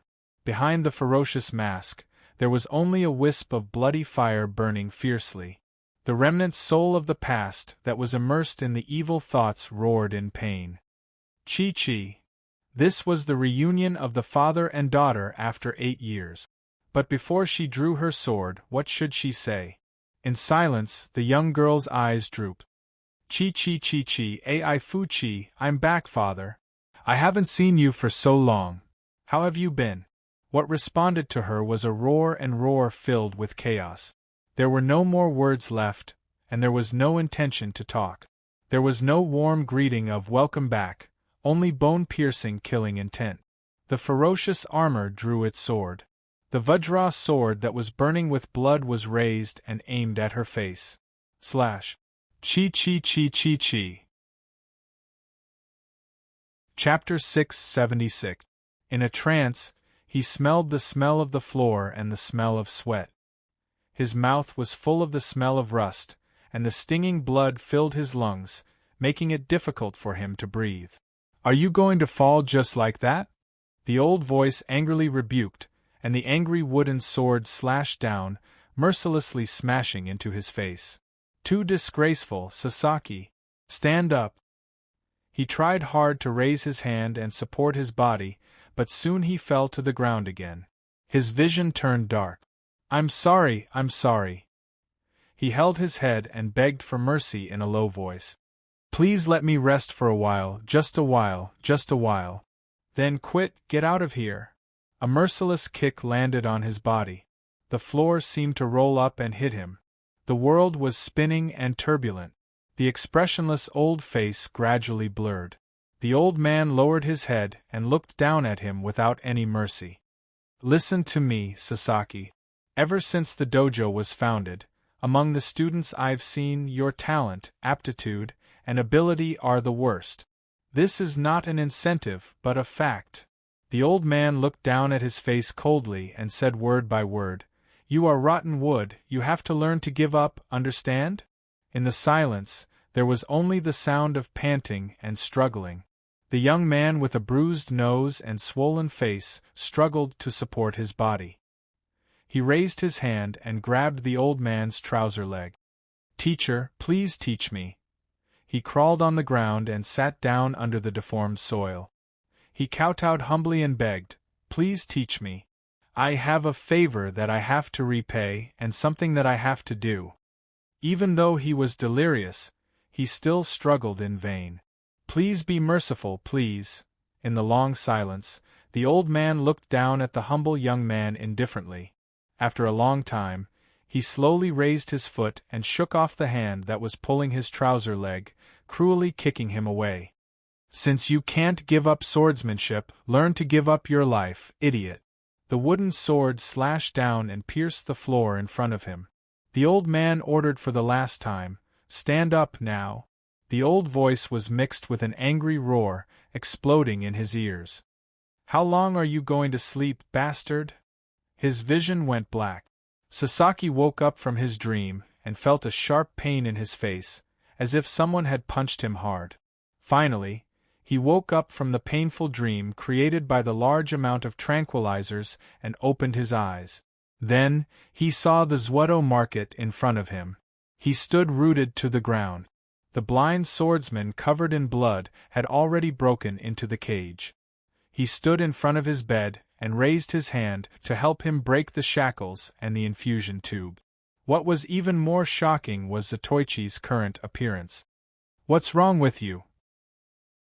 Under the tattered Ingzhou robe was a camouflage uniform, a bulletproof vest, a gray helmet, pitch-black military boots, a full magazine, a pistol tied to his leg, a grenade hanging from his waist, and 2 MP5s raised high in his hands. And the 3 katanas on his back, they were simply armed to the teeth. But it was completely different from what he expected Zwoto to be like. "Where did you get this SWAT team equipment?" Sasaki was stunned. "Don't young people always say that recently? Times have changed, Sasaki." The blind swordsman grinned and showed a cheerful smile. "Sure enough, the gun is still useful. You didn't expect it, right? I'm now a special instructor of the ground self-defense force." "What the hell? Part-time. Blind people don't have a good life in this world. If you don't work hard, do you want to massage people? Let's go." Zatoichi put down a gun and stretched out his hand to pull him up from the bed. "I broke in during the chaos. I still don't know what's going on outside. It's not easy for a blind person to sneak in. Don't make it difficult for me to escort you out of here, okay?" Sasaki fell to the ground and heard a crack. The leg braces collided with the ground, and his face twitched instantly. "Severe pain. Your leg is broken?" Zatoichi's ears twitched slightly. He frowned and listened to the footsteps outside the door. His expression suddenly became impatient. He could only put Sasaki's arm on his shoulder and sighed helplessly. "One of us is blind, and the other is lame. If you quit in the future, we can still work together as a performer. You show the way and I give you a massage. Isn't that great? Why are you so stubborn?" "Thanks." Sasaki smiled bitterly, took a knife from his back and used it as a crutch. He limped out with Zatoichi. The more they went out, the more tragic the scene they saw. In the gorgeous lapis lazuli palace garden, there were constantly distorted monsters running around, eating flesh and blood. The scene of living hell was constantly playing out. The boiling 8 evils filled every inch of the air, pulling everyone little by little towards the transformation of solidification and hell. When the transformation into disaster, the horrible demonic nature of his incarnation lingered in everyone's heart. Like a sharp blade, it hangs over the head of every person who sees home. As long as there was a trace of evil in the heart, it would be quickly magnified and distorted, ushering in distortion and transformation. This was a curse against the bloodline. "Sasaki, I know you. Sasaki, help me, help me!" The wriggling man struggled out of the original empty shell. On the ground, he raised his twisted palm and screamed sharply, "I'm not at peace. Have you forgotten? A few years ago we drank together. Save me, I spoke up for you." What responded to him was a cold gunshot. Zatoichi listened to the sound, aimed at his face, and pulled the trigger. After shooting a magazine of bullets indifferently, he took off the thermite, sprinkled it on the rapidly decomposing body, and ignited it. The fire rose. Sasaki was still in a daze. He stared at everything in front of him in shock. "Give up, Sasaki. Riken is hopeless." Sasaki was silent and didn't speak, as if he had lost his soul. "There's no time to waste. Let's go." Zatoichi was furious. He grabbed his hand and wanted to drag him away, but in an instant, he froze in place. His angry expression froze, and gradually, his face lost its color. It was pale. He felt the danger and the terrifying aura in the sudden burst of loud noise. A cold current gushed out from the gap in the wall, instantly taking away all the heat. A thick icicle burst from outside the wall and stabbed diagonally into the sky. Then, with a flash of cold light, the icicle broke into pieces and fell to the ground, together with the figure on it. A high-pitched roar came from the frost wind. It was like a giant elephant neighing. Shuang's father advanced in the roar. The golden saber slashed down, pressing forward step by step, brazenly suppressing the slender figure in the blizzard without mercy. He couldn't show mercy. Because the blood was dancing, the evil thoughts in the sky were stirred up, surrounding the crimson blade and slashing forward. It was still in the shape of the extremely crude Tangzhu. Was that really swordsmanship? Could it really be called swordsmanship? Or did he just randomly pick up a stick and make do with it? But when the blade of hatred was raised, the ferocious fire of evil thoughts attached to it, burning vigorously. When the blade slashed down, it burst out with a shrill roar, setting off stormy waves in the blizzard. The blizzard rolled back. Shuang's father's saber suddenly shook, and another gap appeared. Soon, the multiplying frost had covered the gap. But then, the blade of hatred slashed down again. There was no time to breathe. The bombardment of 1812 had just begun. The flames of the hand of confinement burned vigorously. In the fierce flames, the beautiful face was as ferocious as an evil spirit at this moment. The casting furnace was extracting the evil thoughts in the air, transforming the power full of the aura of hell into source substance, bursting out together with the slash. It didn't care about the possibility of being eroded at all, and it didn't need the cheating and transformation of the culinary demon skills. Now, the divinity pointed at Shiha emitted a faint light, enveloping his body. The moment he advanced to become the leader of a large group, the divinity in Shaoxi Ming's bud had already swallowed all the pollution that wasn't worth mentioning. In this demonic realm, he was the home ground. The darkness of the bone burial sanctuary surged, and the pious hymn moved forward again. The iron crow spread its iron wings and broke through the obstruction of the blizzard. He only hoped that luck would favor him and not involve himself with the idiot next to him, until the violent roar gradually faded away with the storm, leaving only a mess in the courtyard. After confirming that the two had gone far away, Suatu slowly let out a sigh of relief. He reached out to pull Sasaki to continue walking, but Sasaki still stood in place. There was a soft sound of footsteps in the distance. Outside the open gate of the palace, a young samurai slowly came, holding a blood-stained blade, and ruthlessly cut off the head of a blood relative. When he raised his head, he saw the messy courtyard and the two people standing in the middle. At first, he was stunned, and then he immediately understood. It's Sasaki-san and his friend. Have they already run out? That's great, it seems that they are free. As if he was happy for the escape of the two from the bottom of his heart, Raikenjio solemnly said, "This is no longer a safe place, the two of you have nothing to do with it, please leave quickly." In this way, the blood-stained face that resembled a fox smiled, nodded very politely, and turned to leave. Then, he heard the low sound of a sword behind him. It was Sasaki. "Sorry, Zuatu, I really can't leave you alone." The lame man held his weapon in his hand and staggered forward, staring at Jiujiu's face, whispering softly, "There are always some grievances that need to be settled." Chapter 677. F***CK, idiot, what do you want to do? Go. Zatoichi wanted to roar like this. If it weren't for the occasion, he almost wanted to shoot this idiot with a tranquilizer gun, and then beat him up. It would be best if he was paralyzed. Don't get into trouble again, please. Isn't it good to be alive? As a former companion, as a close friend who had hit it off at first sight, he should have done so. But now, he couldn't stop Sasaki's behavior. As a samurai, he couldn't help but feel proud of his friend's loyalty and determination. In silence, Zatoichi held the hilt of his sword. "If that's the case, let me know." Sasaki interrupted him and said softly, "Please don't interfere in the next thing. This is my duty, my mission." "I know." Zatoichi nodded reluctantly and handed over the sword. "Then use it, Sasaki. You deserve it.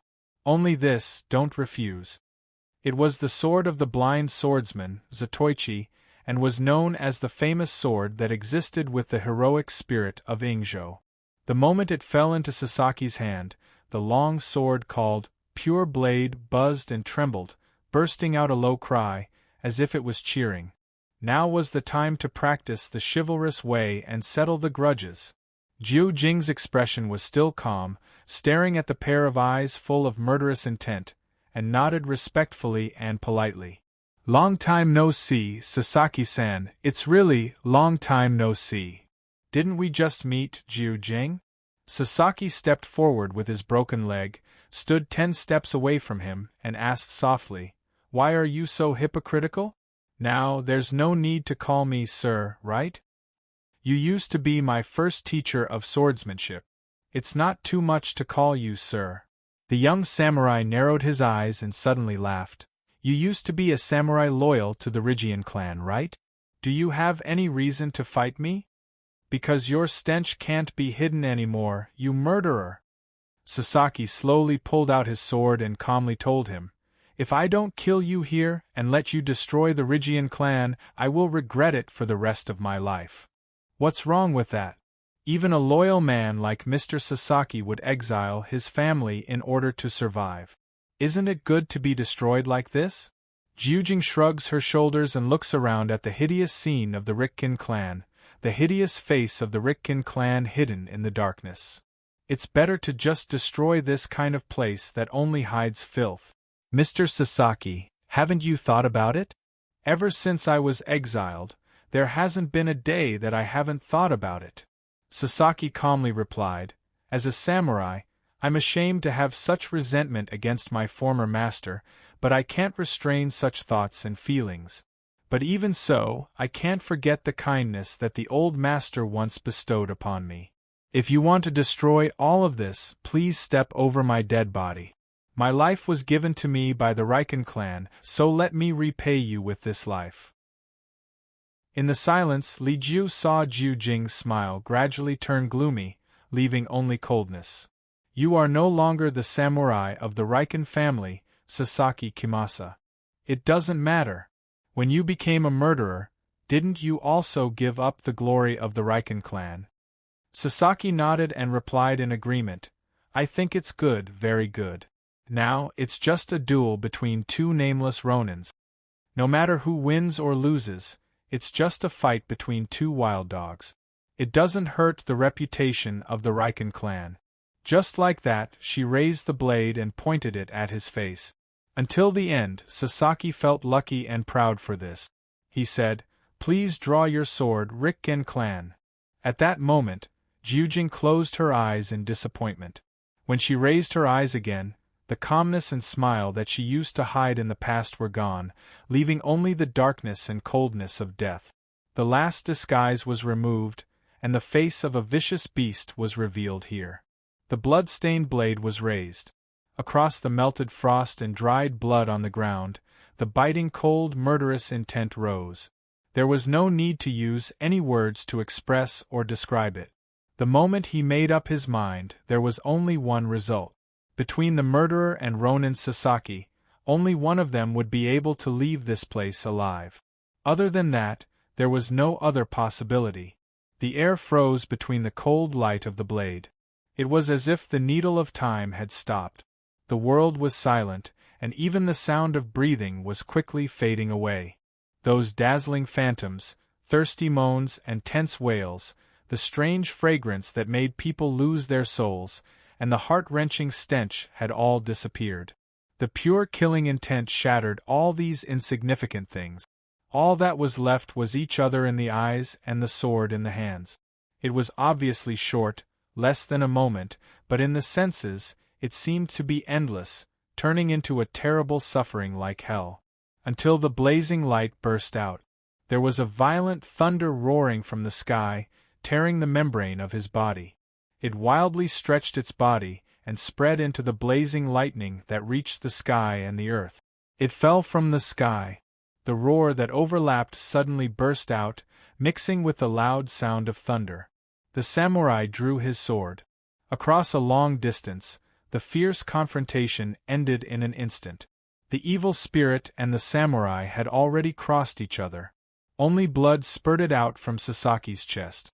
The indestructible pure sword fell from his hand and pierced into the soil. Then, a scarlet torrent gushed out from the crack in his chest. He was a step behind. He was a moment slower. Victory and defeat were decided, and life and death were decided. I didn't expect that in the end, the one who came to replace Raiken to ask for me was a wild samurai who was not even qualified to announce his family name. Raiken Hisashi turned his head, glanced at the opponent on the ground, and sneered, "How ridiculous, Sasaki. Didn't anyone tell you that your swordsmanship was never worth mentioning?" He seemed to have said something else. But Sasaki could no longer hear clearly. The familiar trance and sleepiness came again, hugging him, wanting to pull him into the eternal dark side. It seemed that someone was shouting something, but it was too far away, too vague. He gradually closed his eyes. "Stand up, Sasaki." In the darkness, a cold and old voice sounded in his ears. "Stand up, immediately. How much disgrace do you want to make before you stop?" "Sensei." At that moment, he finally remembered where he was. Who was he? "I am Sasaki Kayomesa." He opened his eyes, staring at the rapidly darkening and collapsing demon world, staring at the enemy's back. Using the last of his strength, he propped up his body. The broken soul was glowing, and with blood, he climbed up from the ground again. Even if he couldn't get up, he still groped and looked for his weapon. The confrontation was not over yet. "Come on, Jio Hisashi," he said. "I'm right here." Jio Hisashi's footsteps came to an abrupt halt, and he slowly turned around. On that fox-like face, the original mocking smile gradually darkened, and became angry and ferocious. "You're really haunting me." Raiken grinned, turned around, and his expression became ugly and crazy. "This time, I won't forget the last step, Sasaki." Stepping on the spreading pool of blood on the ground, Raiken Hisashi stepped forward and raised his sword. He wasn't angry, nor did he lose control or neglect. Instead, he was ready, and even went all out to deal with this dying opponent, not leaving any negligence or chance to turn the tables, and simply gave him the final end. Cut off all the pain and worries. Even if Sasaki had no strength to get up, even his appearance could no longer be seen clearly. The moment of terminal lucidity had passed. Now, the pure blade of Zatoichi was stabbed in the pool of blood, and even the sword in his hand was gone. As if it had a premonition of his death, the pure blade trembled and made a faint whining sound. But Sasaki didn't feel pity. Just like what Jio Hisashi said, his swordsmanship was never worth mentioning, and he didn't deserve such a treasure sword. Even before that, he had been clear about it. "You are Shiomu." This was the conclusion that the old man known as the Sword Saint had once given, the cruelest truth and the most painful result. Who knows how many times that grumpy old man angrily scolded, "Why can't you learn to give up? Is there only one way to repay kindness in this world? I want to follow that master. I want to be like that master." The former Sasaki knelt on the ground, bowed, and begged from the heart, "Teacher, please forgive me. Please teach me." But the old man's eyes only had pity and regret. "Sasaki Kayomesa, you don't have talent and ability. Give up, no matter how hard you work, Kendo won't favor you," he said. "If you want to win, Kendo or life, you can only choose one of them. Even so, it doesn't matter." How should one describe the ecstasy and peace of that moment? It was as if the wish of a lifetime had been fulfilled, and all the efforts had been rewarded. Look, this was not a dead end. How generous the world was, even a dull person like him could receive hope. He shed tears of gratitude and kept kowtowing. "It's really great. I can finally live up to that master's kindness and expectations." After a long silence, there was only a sigh of pity. "Then, this is the last skill I can teach you as a teacher. How to give up your life." This was the last teaching that the old man left him. Everything that happened after that, everything that he learned after that, and everything that he inherited after that had already been engraved in his bone marrow and soul. Day after day, year after year. 20 years of hard practice and waiting, countless painful experiences of tears and incontinence, at this moment, finally ushered in the reward. At that moment, he raised his eyes and stared at the silence close at hand. He smiled. From the broken body, there was a bright light rising into the sky. That was the flame that had been restrained for 20 years, bursting out from the soul. There was a towering shadow rising from his broken body, showing the terrible majesty of the immovable Wisdom King. There was a murderous flame burning in his eyes, together with his soul. In the frozen time, the flowing light shrank into a line, and the will and determination in the furnace turned into steel, reversing the boundary between life and death, stirring up the axis of heaven and earth, and everything in the world was shattered. Endless sea of bitterness, freedom. This was the once-in-a-lifetime, draw the sword. / Chapter 678. After a moment of brilliance, the dream and life burned out together. Only dust and ashes fell from the sky. The world gradually collapsed in front of his eyes and disappeared without a trace. Everything was going away quickly. He waved goodbye. There was no time to confirm the result of the sword, but that kind of thing didn't matter anymore. Perhaps he once had 100% of uneasiness and fear about everything in this world, but only this sword, he would not doubt. Because it was over. Whether it was the other party or himself. In the rapidly darkening world, countless flickering shadows flashed in front of Sasaki's eyes. The tiny essence accumulated in his long life flew away in front of his eyes, bringing not uneasiness and fear, but indescribable fullness and gratitude. It was as if he had returned to the past again. Under the former laughter, language, wine glasses, moonlight, and flowers, everything became so real. The phantoms of the past emerged from the dust, quietly standing on both sides of the road, silently sending him off. Those familiar faces kept appearing, with warm eyes. Daozen-sama, Sensei, Miss Amber Zatoichi, Professor, Headmaster, and Mr. Huai Shi. At the end of the darkness, Sasaki looked back, bowed gratefully, and expressed his final gratitude to the people who had accompanied, encouraged, and helped him along the way. Thank you for taking care of me all this time. Thank you. Sasaki Kiyoshi closed his eyes contentedly and left with the dream. In the dead silence, Jiu Jing heard the sound of cracking. The sound of breaking sounded from inside his body and spread out, until finally, even the sword in his hand shattered inch by inch and turned into flying ash. It was unbelievable that there was such a bright and shining sword light in this world, as if a person's life was entrusted to this sword. Using only the illusory spirit to outline the incarnation of Wisdom King, thunder like the punishment of heaven fell. Then it was all over. He froze in place, lowered his head, and saw the rapidly spreading cracks on his hands and body. In that instant, his life, will, and soul were all destroyed by this resplendent sword. It was a merciless destruction. There was no room for maneuver or possibility. It was over. It was so sudden. But Jiu Jing's mood was incomparably calm. He didn't feel ridiculous, nor did he think about why he would die here in disbelief. Even if the hatred had not been vented, even if the plan had not been completed, just like a stray dog that had died in an alley, he calmly accepted this reality. He even had the spare time to think about what kind of hell he would fall into. But where in this world would there be a hell for him?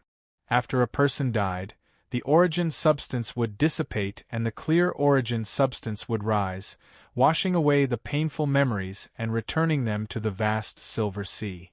The world after death did not exist. There was no hell, no heaven, only nothingness.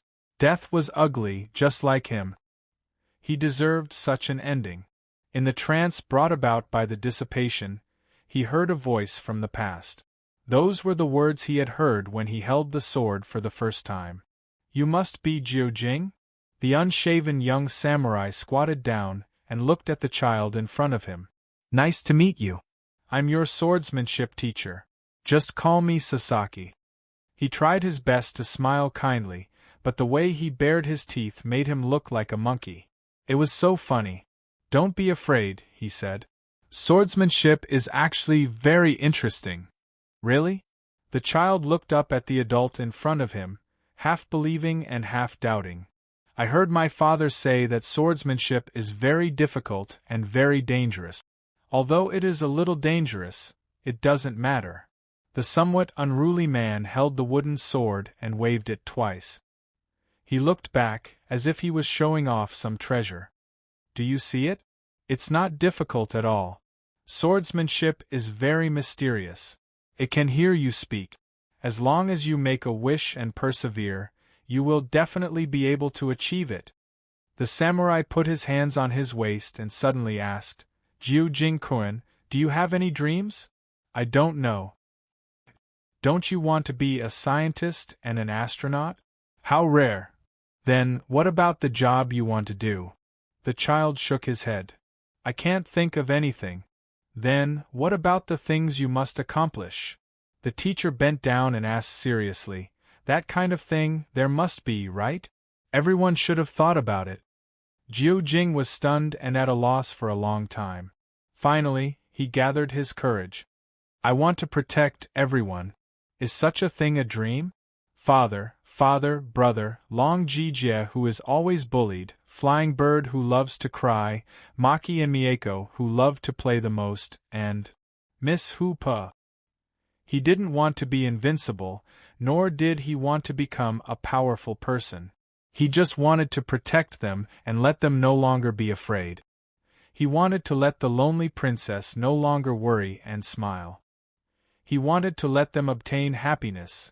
Such a naive thing, is it a dream? In the long silence, the child looked at his future teacher uneasily. He didn't expect to be ridiculed and despised. Instead, he saw a serious face. "You are obviously a little brat, but your dream is the same as mine. Jiu Jing, you can't be underestimated." The samurai suddenly laughed proudly, reached out and rubbed his hair. He told him, "From now on, you are my competitor. Let's work hard together." "Yes."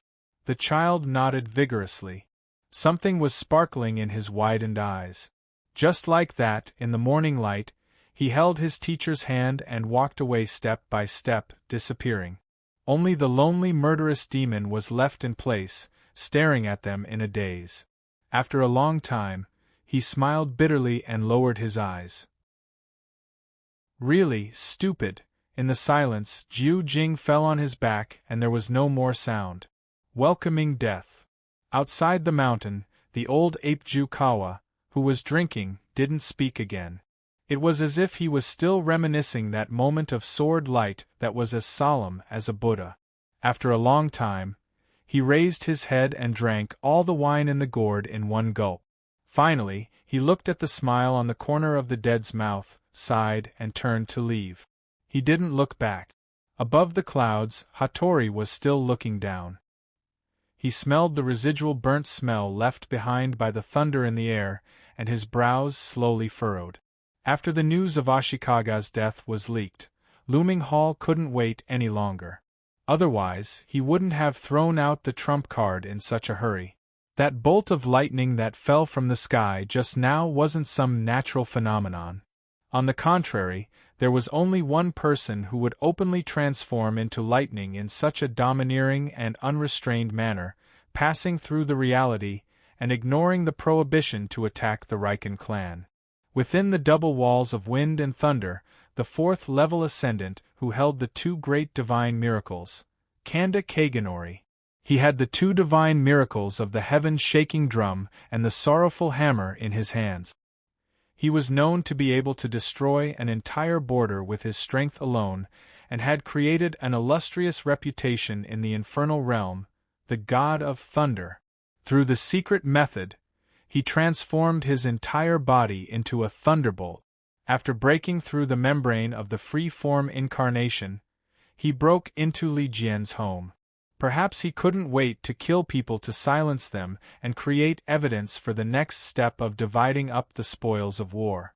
After his efforts on the surface were useless, he tore off his dignified mask and impatiently began to devour the corpses. That group of rotten old things had indeed become an obstacle to the High Emperor's great cause.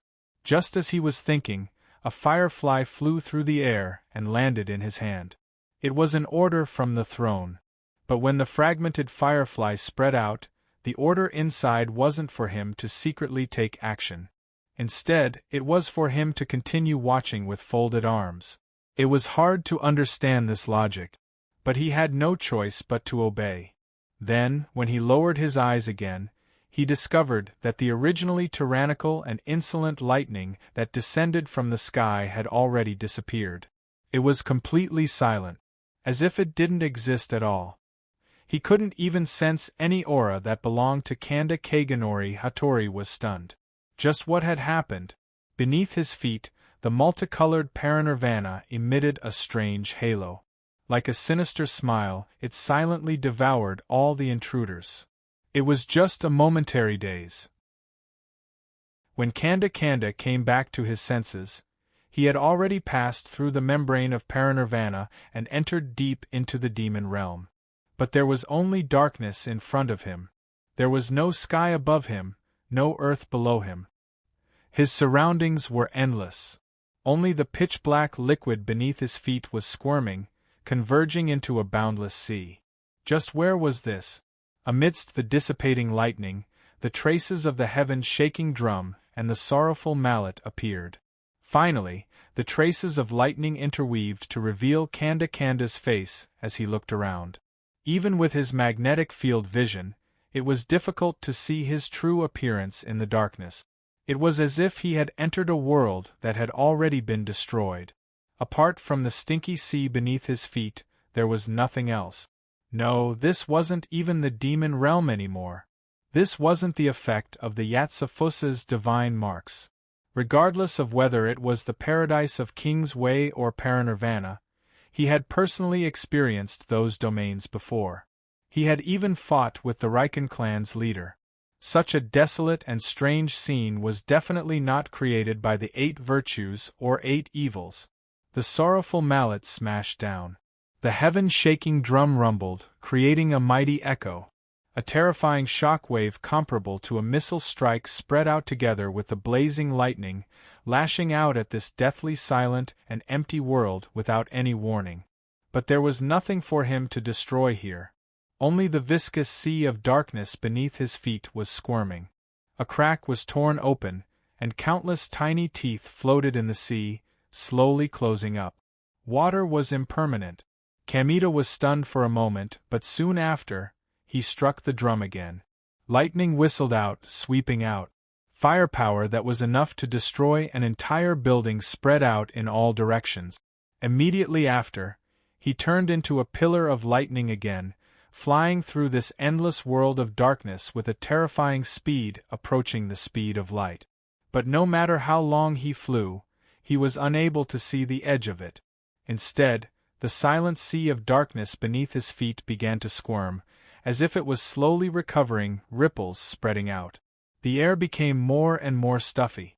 Only when the first bubble slowly rose from the sea of darkness did Kanda suddenly come to his senses. It was as if someone had locked him in a pressure cooker. Now the sea was boiling. You finally noticed. An old face appeared above the cracked sky. It was as huge as the sky itself. Its lips opened and closed, and a mocking voice came out. "How does it feel to be in the urn, sir uninvited guest?" In front of Guashuk, in the bamboo basket above the charcoal fire, a strand of lightning continuously jumped about like a snake. It was difficult to break free from the cage. This place was already under the cooking demon's blade. Chapter 679. Guashuk did not move at all. From the moment he unfolded self-incarnation until now, he had been sitting in his rocking chair, lazily bathing in the bloody light, like an old man basking in the sun. Even if the sky fell and the earth cracked outside, it had nothing to do with him. He was too lazy to move. In the faint whine, he hummed the tune of the past intermittently, enjoying this moment of leisure as if he was sleeping. The filthy bloody light and malice surrounded him, and immediately they fled out in fear, forming a faint clear area around the small courtyard. Under the rocking chair, his shadow was like a ripple of water, wriggling slowly, changing between various ferocious outlines, faintly making sneering sounds.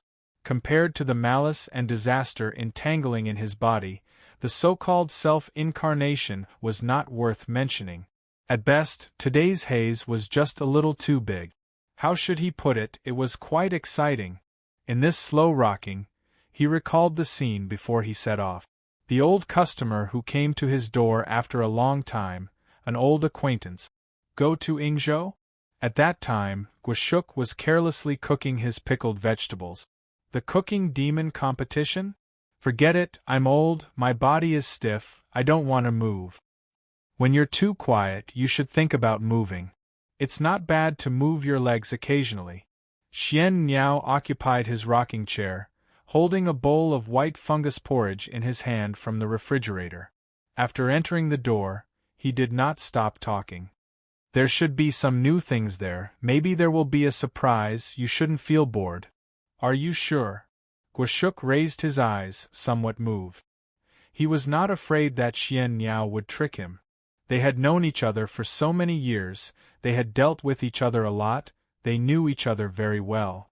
If Xian Niao wanted to trick him, he had 100,000 ways to make him unlucky, there was no need for him to come personally and waste his breath. Moreover, this guy never spoke without thinking, he would not act until he saw a rabbit. Guashuk had to admit that he was curious about the surprise from Xian Niao's mouth. He thought for a moment and asked, "What do you need me to do?" "Be a chef, otherwise why would I need you to fight and kill?" Xian Niao stood up again, grabbed the spoon and poured himself a big bowl of soup. He continued to slurp, "Just do what you want to do. Treat it as a public holiday." "And then they fired you while eating hot pot and singing?" Guashuk sneered. "Besides, are you so sure that I will do things to your liking? Aren't we close?" Mystic Bird raised his head and showed a loyal and kind smile. There was still a piece of tremella that Guashuk cooked last night on his beard. Arrangements were written all over his face. Although this old fellow was not very good at fighting, nor was he very good at dealing with matters. His performance among the ascendants of his generation had never stood out. The reason why he was able to sit on the position of the king of the lineage was not only because of his stability and willpower, but also because of his grasp of the general situation. He could always send the most suitable person to the most suitable place at the most suitable time. Intuitively, there was nothing that could not be done by that guy as a matchmaker. It was similar to the results obtained after using big data and a huge amount of information to match in the cyberpunk world. It was simply a match made in heaven, more useful than Cupid stuff.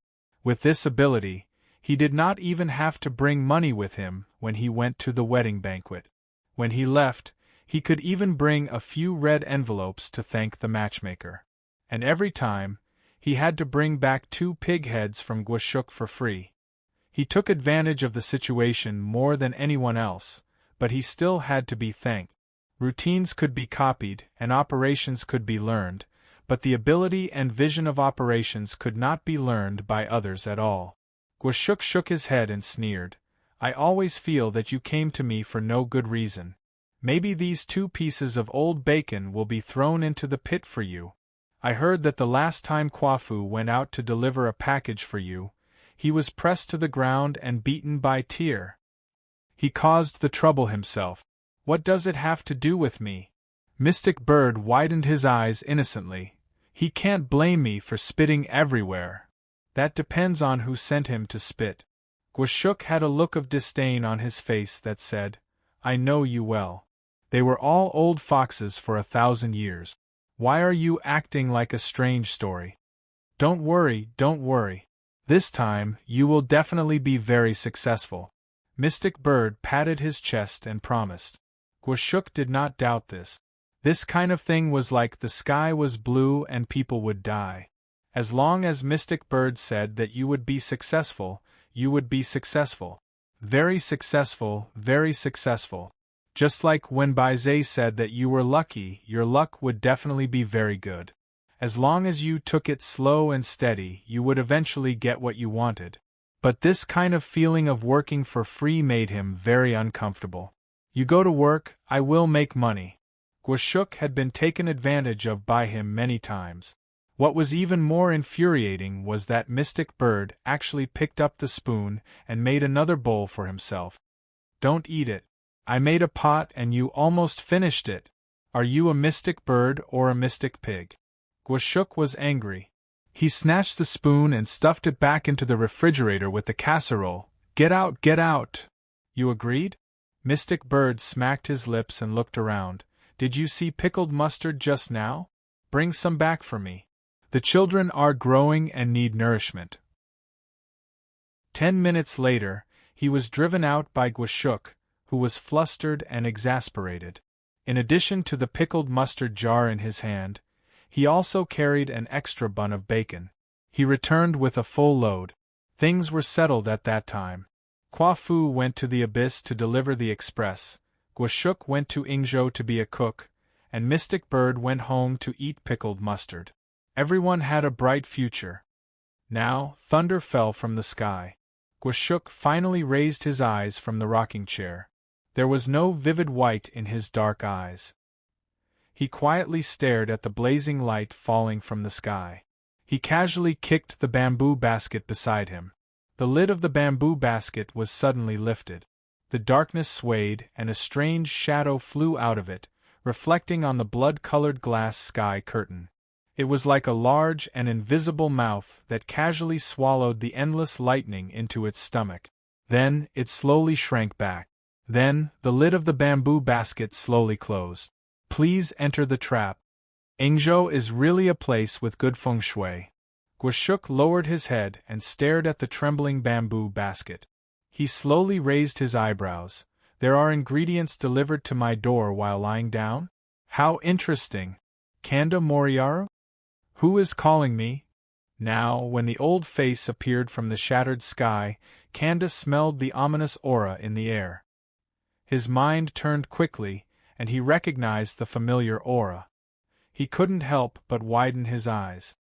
You are a person of the Eastern Summer genealogy. You attacked a member of the Looming Hall on the territory of Ingzhou. Do you want to stir up the conflict between the two countries? Immediately unlock the secret here. You are thinking too much. You may be able to represent the Looming Hall, but this old man can't represent the Eastern Summer genealogy. At most, I am just a chef passing by. Guashuk laughed strangely. He raised his hand and increased the fire under the bamboo basket. He raised his head and said, in other words, you have not angered the Eastern Summer genealogy, but me. That strange smile and pitch-black eyes brought about an omen of unease. Looking at the strange scene around him, Kanda Moriyaru widened his eyes and shot out lightning with all his might. However, no matter how hard he tried, he couldn't tear apart the sticky black sea, nor could he break free from this secret ritual. Instead, he felt the heat growing in his body bit by bit. Lightning, which was a plasma phenomenon, was actually afraid of burning. What is the meaning of this? He was furious. Aren't you the one who initiated the attack and started the trouble? You can't say it like that. Guashuk raised his hand and sprinkled a handful of salt down. The fine salt fell from his fingertips and landed in the bamboo basket. It quickly enlarged and turned into a huge object that was the size of a mountain. It whistled as it entered the sea. It caused the boiling sticky black sea below to become even more strange. Behind the countless bubbles, eye-like objects raised their heads and coldly looked at the god of thunder. The heaven-shaking drum was played loudly and lightning spread out. However, this time, the huge gravitational force was unable to disperse. Countless sticky limbs wrapped around teeth and endlessly stretched out towards the lightning in the air. Bit by bit, they wanted to pull him into the deepest darkness. A hoarse and deep laughter sounded from there. It was filled with malice and indescribable malevolence from the abyss. It mocked his resistance. Therefore your looming hall, isn't it? Too arrogant?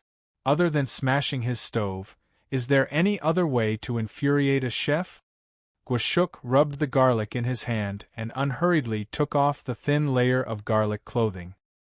He leisurely told him, since this old man was born, for more than 190 years, there has only been one thing that I have thought about day and night. I have neglected sleep, but did not dare to forget to eat, and that is cooking. For cooking, this old man is willing to pay any price, even if I have to give up my life. But now I have no wife, no children, and was betrayed by my own disciple. I have lost 1/3 of my sense of taste and all of my sense of smell. It is difficult to recover from this illness. Such a miserable life, it is hard to say. One of the few pleasures is just bullying the young, as he sighed. He crushed the garlic in his hand into paste and casually threw it into the bamboo basket. A spicy smell spread out. Like a giant iceberg, it stirred up the boiling Black Sea. As the Black Sea boiled, Gwashuk lowered his head and looked at his face. Now, after you have taken away my little pleasures, you want to blame me for stirring up trouble? This is too unreasonable, isn't it? He smiled and asked, Isn't this too self-talk? At that moment, after not seeing it for decades, Kanda Kagami once again felt the feeling of his heart being constricted. That kind of smile was more unsettling than any cold words or ferocious expression. It was like looking at a fish on a chopping board. It was calm, peaceful, and full of anticipation. What do you want to do? Kanda Kagami asked in a low voice. Behind him, the heaven-shaking drum suddenly roared. The lamenting mallet in his hands broke and smashed into the drum, almost destroying itself. Brilliant lightning surged into the sky, turning into a sea of lightning that stretched for thousands of miles. Thunder God descends. In an instant, the bamboo basket was covered in cracks and black fog rose up. A strand of scorching lightning shot out like a spear, piercing through Gwashuk's face and head and extending backward. Thousands of miles long, the blazing light tore apart the membrane of his embryo and shot out into the sky. However, after the head was shattered, what appeared was even more ferocious than the fragments. The spirit that had been frozen and entangled opened its thousands of eyes, looking at Kanda Kagami's stunned expression. It was still smiling. Don't be afraid. I am just a chef. Why would I hit someone? The countless screams overlapped and gradually turned into Gwashuk's old voice. I just want to make a bowl of old soup to nourish my body. He raised his hand and closed the lid of the bamboo basket. It was time to make the soup. However, you must be careful. Gwashuk's shattered head slowly regenerated. His face closed, and when his lips opened, he spoke in a sincere voice. This was his final reminder. This pot of old soup that has been cooked in hell for tens of thousands of years can eat people. Chapter 680. It was rumored that in the beginning, all life could come from the water. In the scholar's imagination, they needed a barren planet, a vast ocean, blazing high temperatures, endless rain, and tens of millions of years. Under the high temperature and stuffy air, the ocean would continuously boil, gradually cooling down, and then the most basic prokaryotic cells would be born from the most primitive chemical substances. This was the origin of life. When the time came, all living things would transform from this primordial soup, and because of this they would be able to survive, develop, and strengthen perhaps what those scholars said was reasonable, that there really was this type of possibility, that life could be born like this. Unfortunately, Gwashuk never had the chance to see it. Even if he didn't hesitate to enter the ranch master's domain, in the abyss below paradise, he still couldn't find any soil that could create life. In the end, all he obtained was this pot of remains that had already failed to nurture tens of millions of years ago. A pot of rotten primordial soup. The miracle that should have brought life had already been turned into a disaster that devoured all life, an undeniably dangerous and hidden danger. Anyone with a conscience should have destroyed it at the first opportunity. Unfortunately, Gwashuk didn't have this type of thing. On the contrary, the first thing he did was immediately attracted by this soup base that was still so active even after boiling for tens of thousands of years, completely enraptured. It was just so beautiful, even if it had already died and failed. The corruption that remained within was just so enchanting. This curse and resentment that welcomed destruction before it was even born was just so cute. This wasn't the result of scheming, but rather the perfect crystallization of nature. This type of purity was just so enchanting. It was just like a miracle. And now, a miracle descended upon Kanda Aujin's head. Gentle and tolerant, he reached out countless hands, offering a hug. The bamboo basket trembled intensely. After shaking off the outer layer of broken bamboo, it unexpectedly revealed a white jade-like texture and cracks. An ancient and dignified aura flashed past the cracks, and soon after, everything returned to silence. Only the bamboo basket continued to tremble. At first, there was a loud rumbling sound, and then there was a faint, angry roar. There was constantly lightning struggling angrily, pulling at the edge of the bamboo basket, but no matter what it did, it was unable to push open the lid of the vault of heaven and escape from within. From the moment Gwashuk said his name and the moment he responded, everything had already been decided. Right now, cracks continuously appeared on Gwashuk's face and body. Under the scorch marks left behind by the lightning radiance, eyes opened one after another, carrying in different malice and mockery, disdain as they looked down on the devil realm he had incarnated into. In the end, the wailing sound gradually disappeared. A strange fragrance wafted into the air. As the fragrance lingered, the wounds and eyes on Gwashuk's body slowly closed and disappeared. It was unknown whether it was a jade bottle or a bamboo basket, but there was only the sound of boiling inside the container. A wisp of white mist rose in spirals from the crack, transforming into a strange scene of dancing fairies and heavenly maidens scattering flowers. Pure vitality spread out. He took a deep breath and let out a carefree moan. The soup was finally ready. Gwashuk smiled and took off the lid. He lowered his head and looked down. In the container, there was only a broken drum floating slowly in the clear soup. He took out a spoon, filtered out the debris, and casually threw it aside. Gwashuk looked at the clear soup in the pot and beamed. It had been a long time since he had encountered such beautiful ingredients. Otherwise, he would not have been able to make such a perfect old soup. Unfortunately, there was still something missing. He thought for a moment, rummaged through the box, and found a cabbage. After rinsing it with water, he tore off a leaf and threw it into the pot. Looking at the cabbage leaf rippling in the clear soup, Gwashuk nodded in satisfaction. This was the authentic taste. Perfect. When the sound of thunder in the distance came to an end, the blizzard finally dissipated. Accompanied by the shattering of countless icicles, the ferocious long knife crossed a distance of more than 40 meters and hovered at Vladimir's throat. The sharp tip of the knife gently touched his carotid artery. A cold voice came from behind the cracks in the layers of ice walls and giant pillars. "The work is over, Vladimir." Vladimir leaned against the wall. There were cracks on his face and body. As the divinity of the Frost Father gradually faded, the huge power was finally squandered. Gradually, it was beaten back to its original form. The power temporarily obtained through the demon culinary skill could not be maintained for too long. Once it was digested, the foundation of the Frost Father's descent into the human world would collapse. The power would return to the eternal frozen snowfield, waiting for the next summon. Perhaps there would not be a next time, but the miracle that eternally lingered on the ice field did not care. The ice field and the storm never cared about the thoughts and feelings of humans. In the tearing pain, Vladimir panted violently.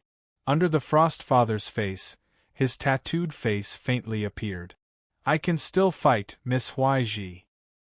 He wiped away the blood at the corner of his mouth, not caring about the blade in front of his throat. I know you can still fight. Behind the shattered ice wall, the burning figure of the ferocious blood-red light slowly appeared and looked at him calmly. I also know that you must have something hidden that you have not taken out. I also hope that you will keep it hidden until the end of the competition. Your tricks may not work on me. In Huai Shi's eyes, the burning origin substance shot out a dignified glow. It shone through the Frost Father's shadow. Vladimir's expression twitched. In the end, he sighed helplessly, raised his hands, and surrendered. However, Huai Shi was not in a hurry to close the distance between them. He still maintained a distance of 10 meters. A small clue revealed the general situation. It was a passive effect brought about by the leveling up of the premonition of death. Huai Shi could see the signs that were enough to endanger his life from the details. From the moment the battle began until now, this sense of danger lingered in his soul so intensely that he kept a distance from Vladimir. The corner of Vladimir's eyes twitched.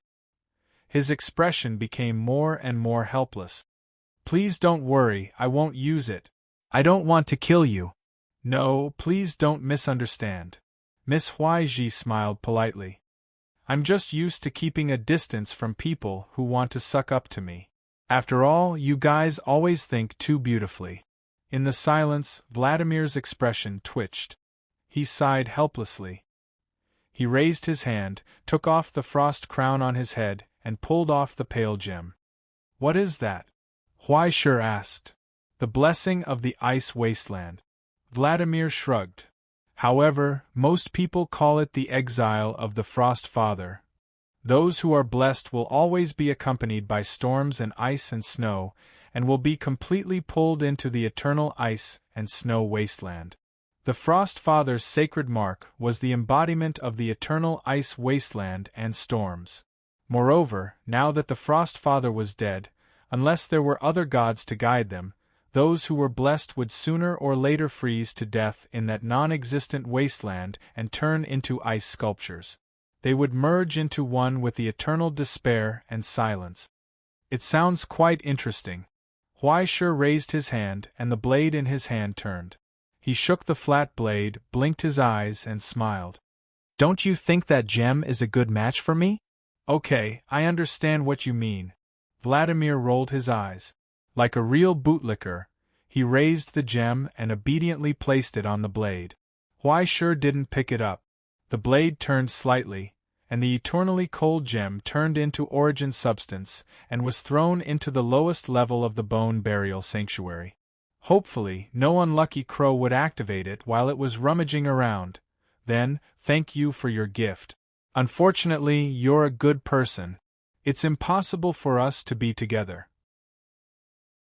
I hope you won't pester me anymore. After saying goodbye skillfully, Huai Shi took a step back and turned around. His footsteps paused for a moment, but the moment Vladimir heaved a sigh of relief, the reverse blade of hatred suddenly crossed a distance of more than 10 meters.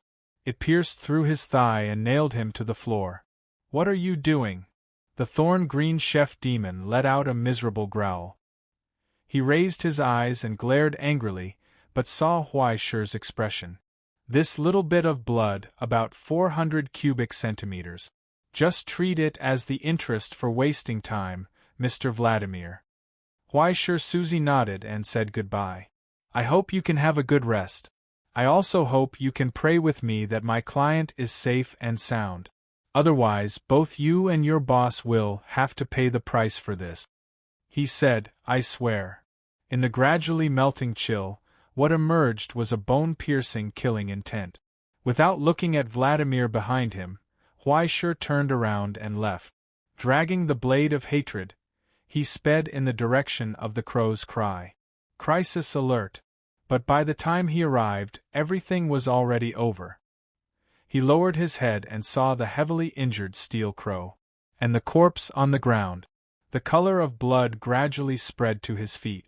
Damn it, Huai Shi closed his eyes. He was late.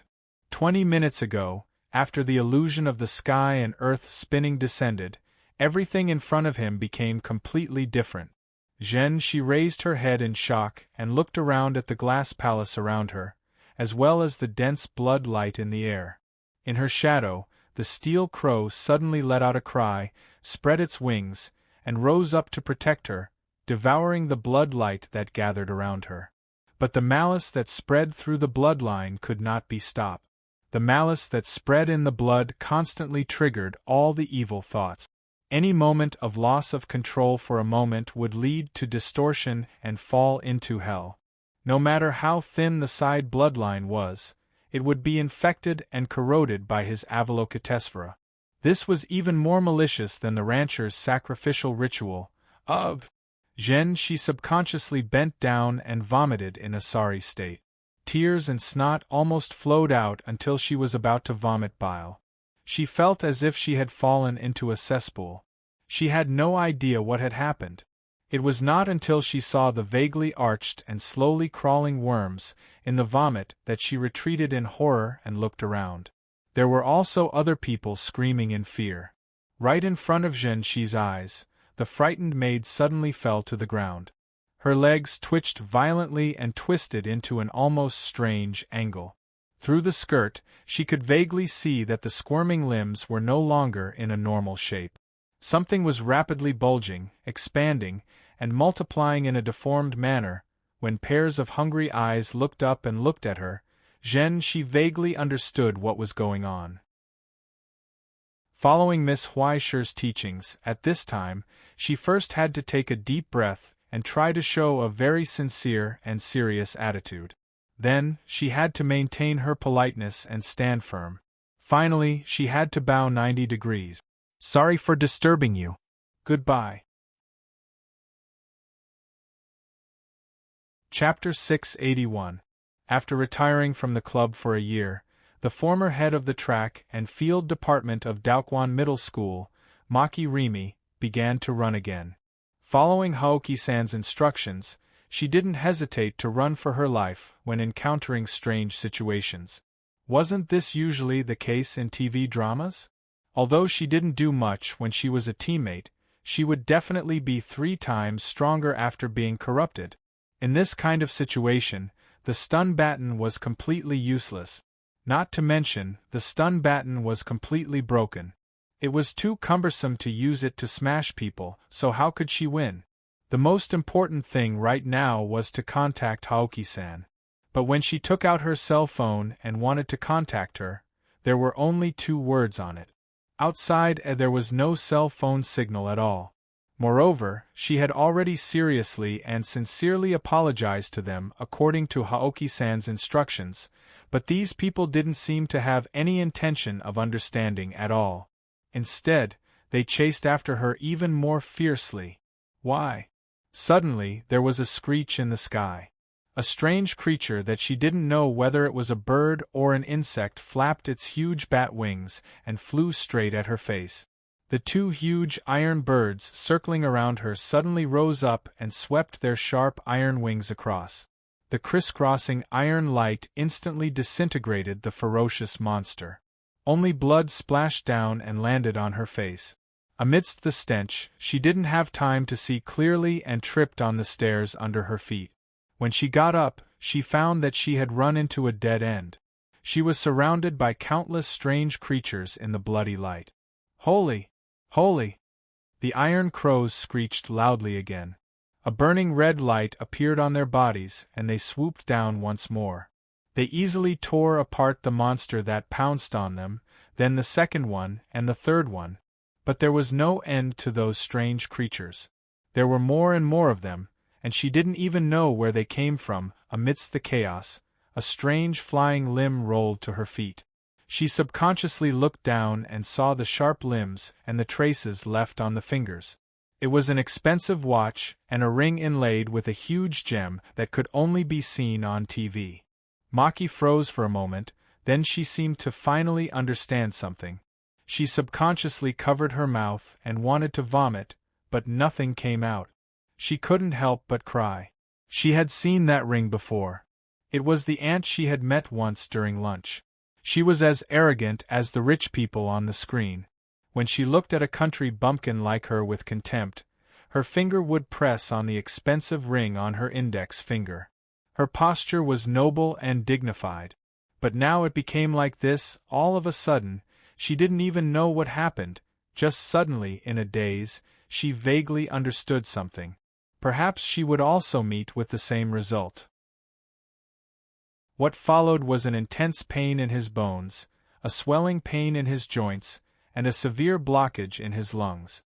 There was an itchy and swollen sensation on his forehead, as if something was trying to break through his skull and protrude out. Intense dizziness and pain. No, she said, no, she's s's, SSSS, and S ants, S's. This was a mutation that he had experienced countless times in his nightmares. Every time he opened his eyes, he could feel the residual pain and uneasiness in his bones. She would become like that sooner or later. Just thinking about this made her lose her strength in fear. She was about to lose her balance. If Miss Huiji was here, she would definitely cry, right? Sitting on the ground, he looked like a child who was scared to tears by a horror story.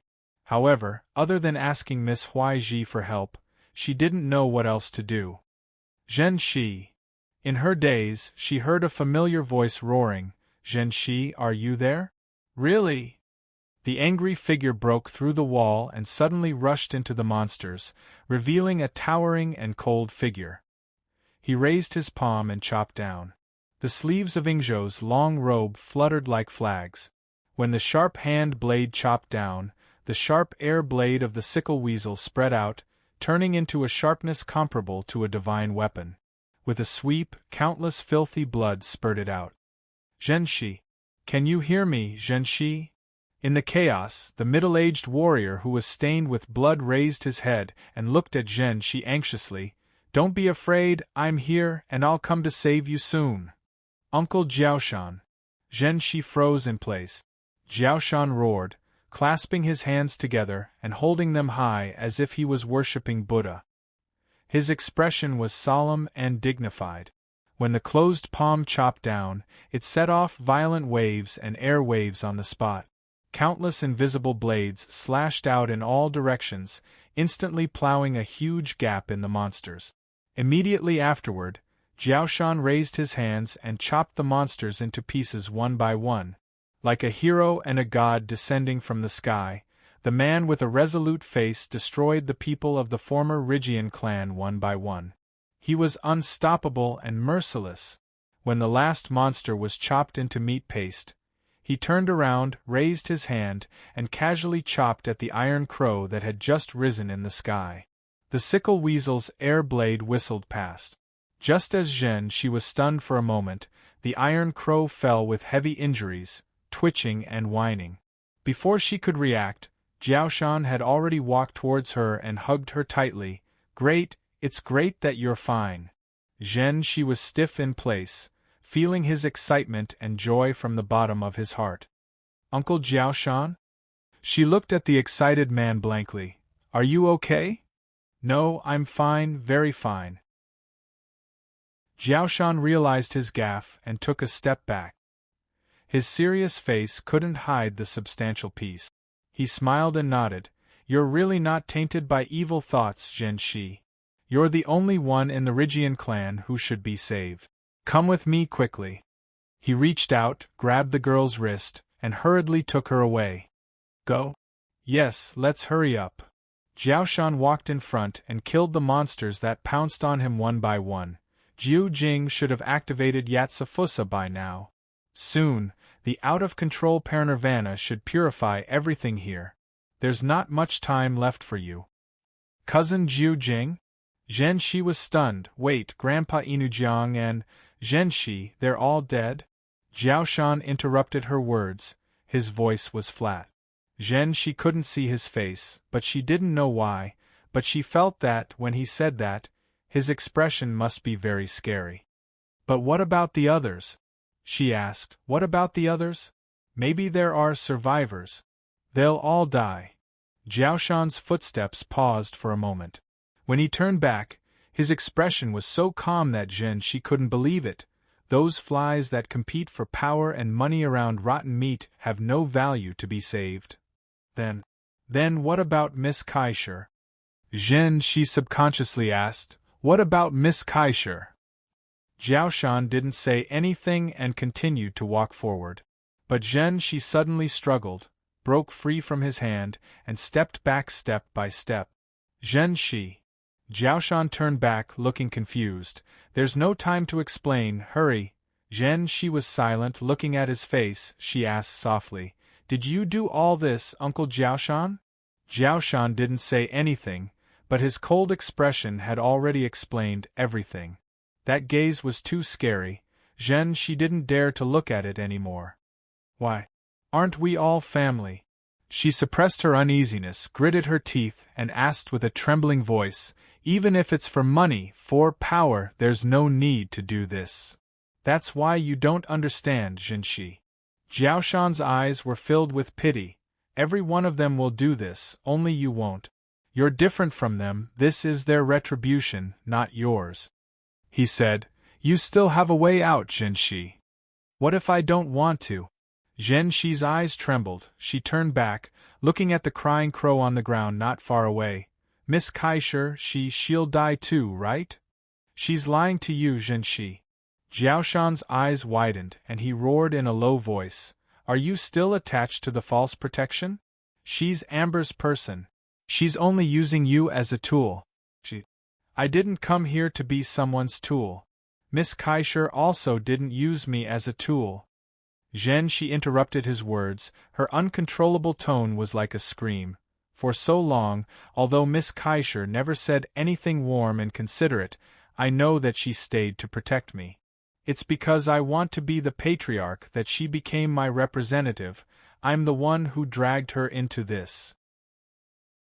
At that moment, Zhen Shi made up her mind. I'm sorry, Uncle Jiao Shan. She bent down and begged humbly. This is our agreement, I can't betray her.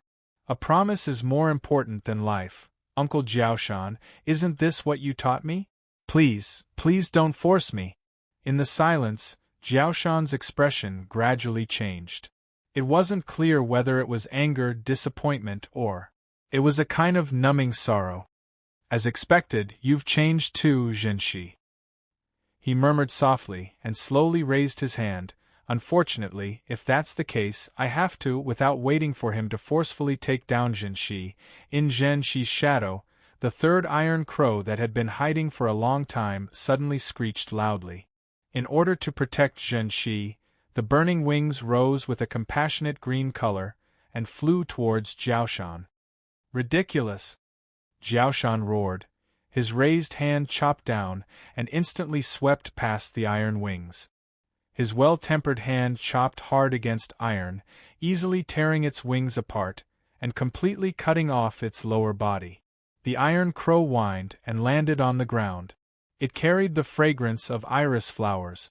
At that moment, a faint numbness spread, in the small wound on his finger. Poison spread, causing him to slow down for a moment. It was less than a second. Zhen Shi shouldn't have run far. When he raised his head again with this thought, he saw the girl standing in the same place. And in her hand was a pitch-black gun aimed at him. At that moment the girl's eyes, was it guilt, sadness, or pain? Jiao Shan couldn't tell. The only thing he could read was determination. I'm sorry, Uncle Jiao Shan. This time, I won't miss. Silently repeating the words choked in her throat, Zhen Shi closed her eyes and pulled the trigger. With the luck of 10 million USD, mini-trial mode, Lord of the Flies, activated. Intense light burst out. Chapter 682. You're so stupid and silly. You always like to think that you're smart. If only I could take care of you for a lifetime. In the past, many times, her mother said this. But in fact, Zhen Shi knew that what she wanted to say was not the last sentence. What she wanted to say was, if only she could have a normal life.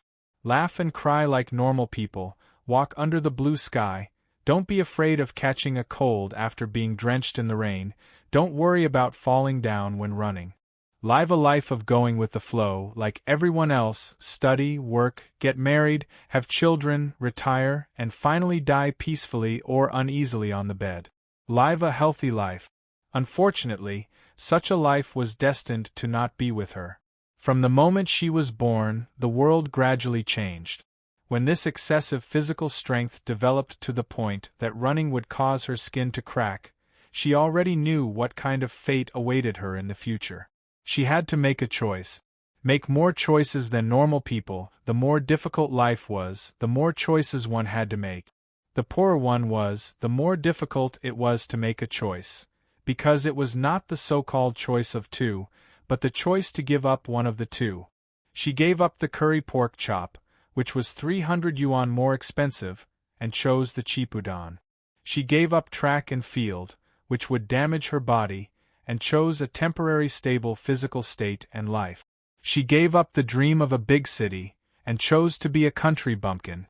She gave up the beautiful fantasy, and chose to work and study in a down-to-earth way. Finally, she gave up the peaceful life in Daoquan village, and chose the faint glimmer of hope. The more she gained, the more she gave up. She chose to live with nothing, to live like a weed. But from the bottom of her heart, she hoped.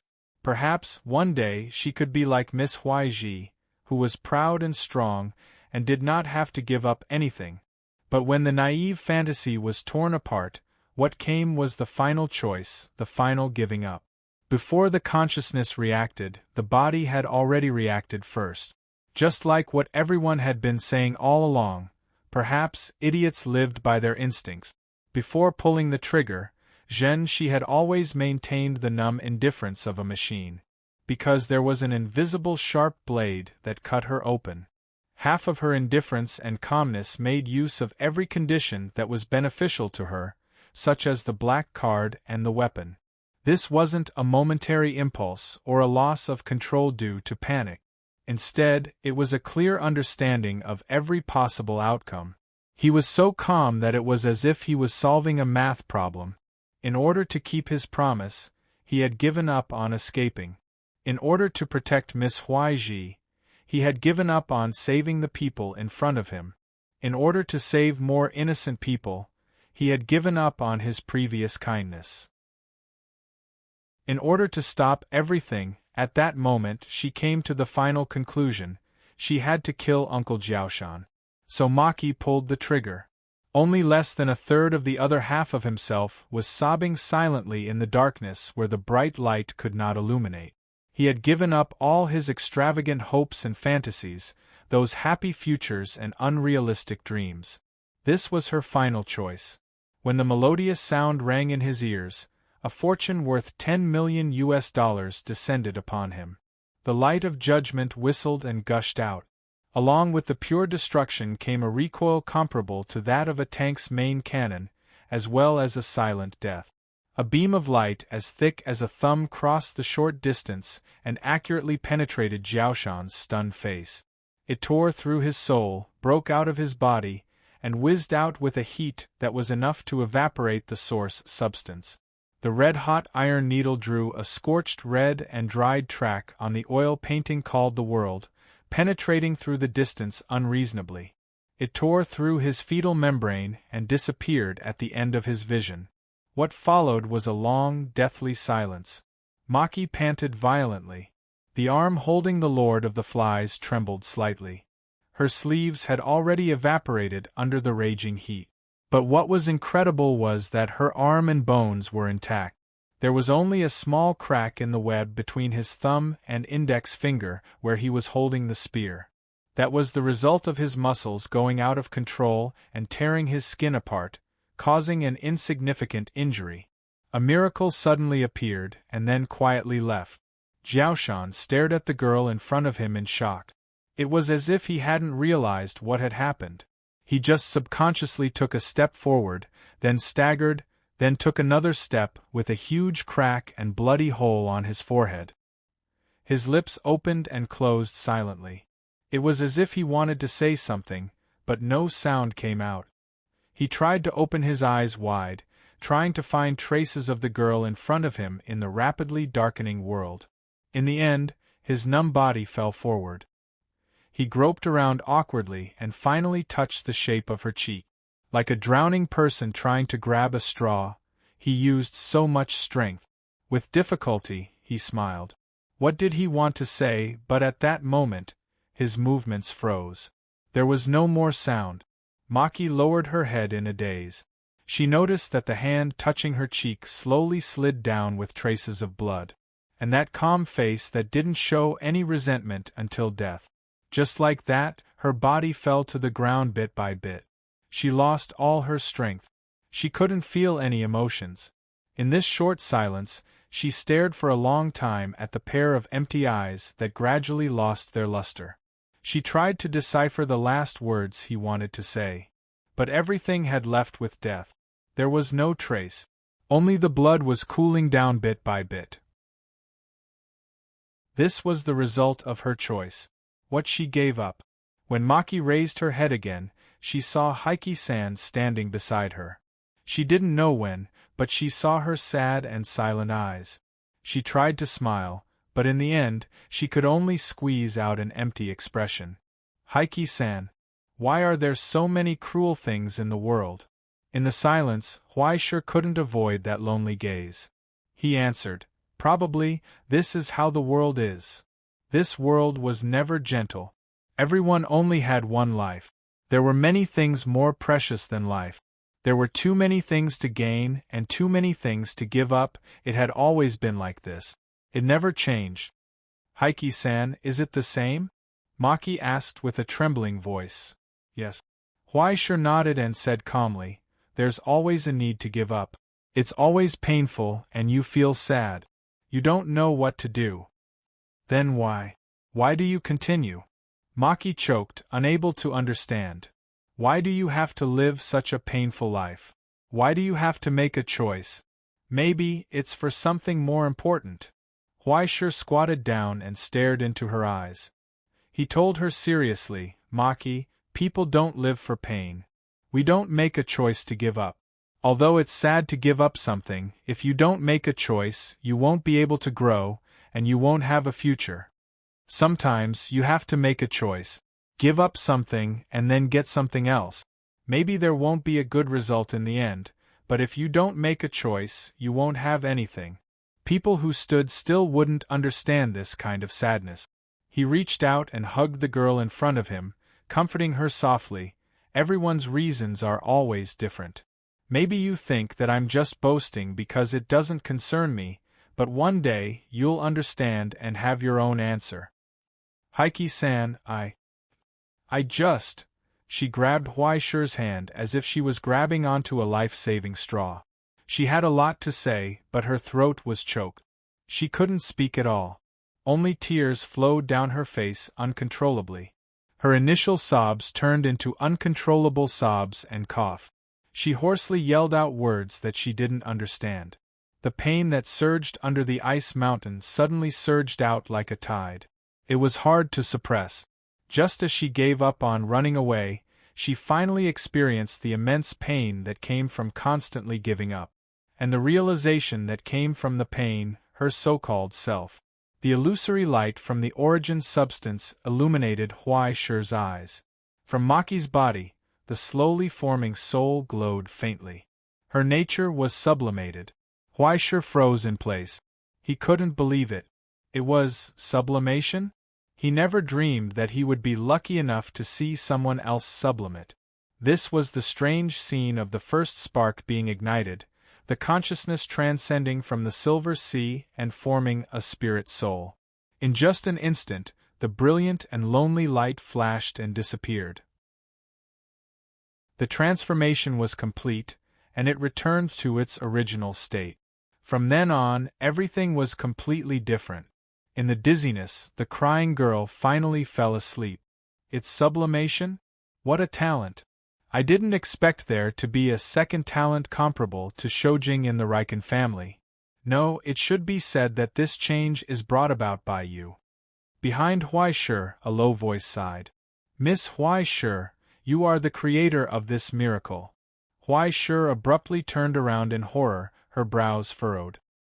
He didn't know when another figure had appeared beside him. It was a middle-aged man that he had never seen before, but he seemed to know him. His face was handsome and dignified.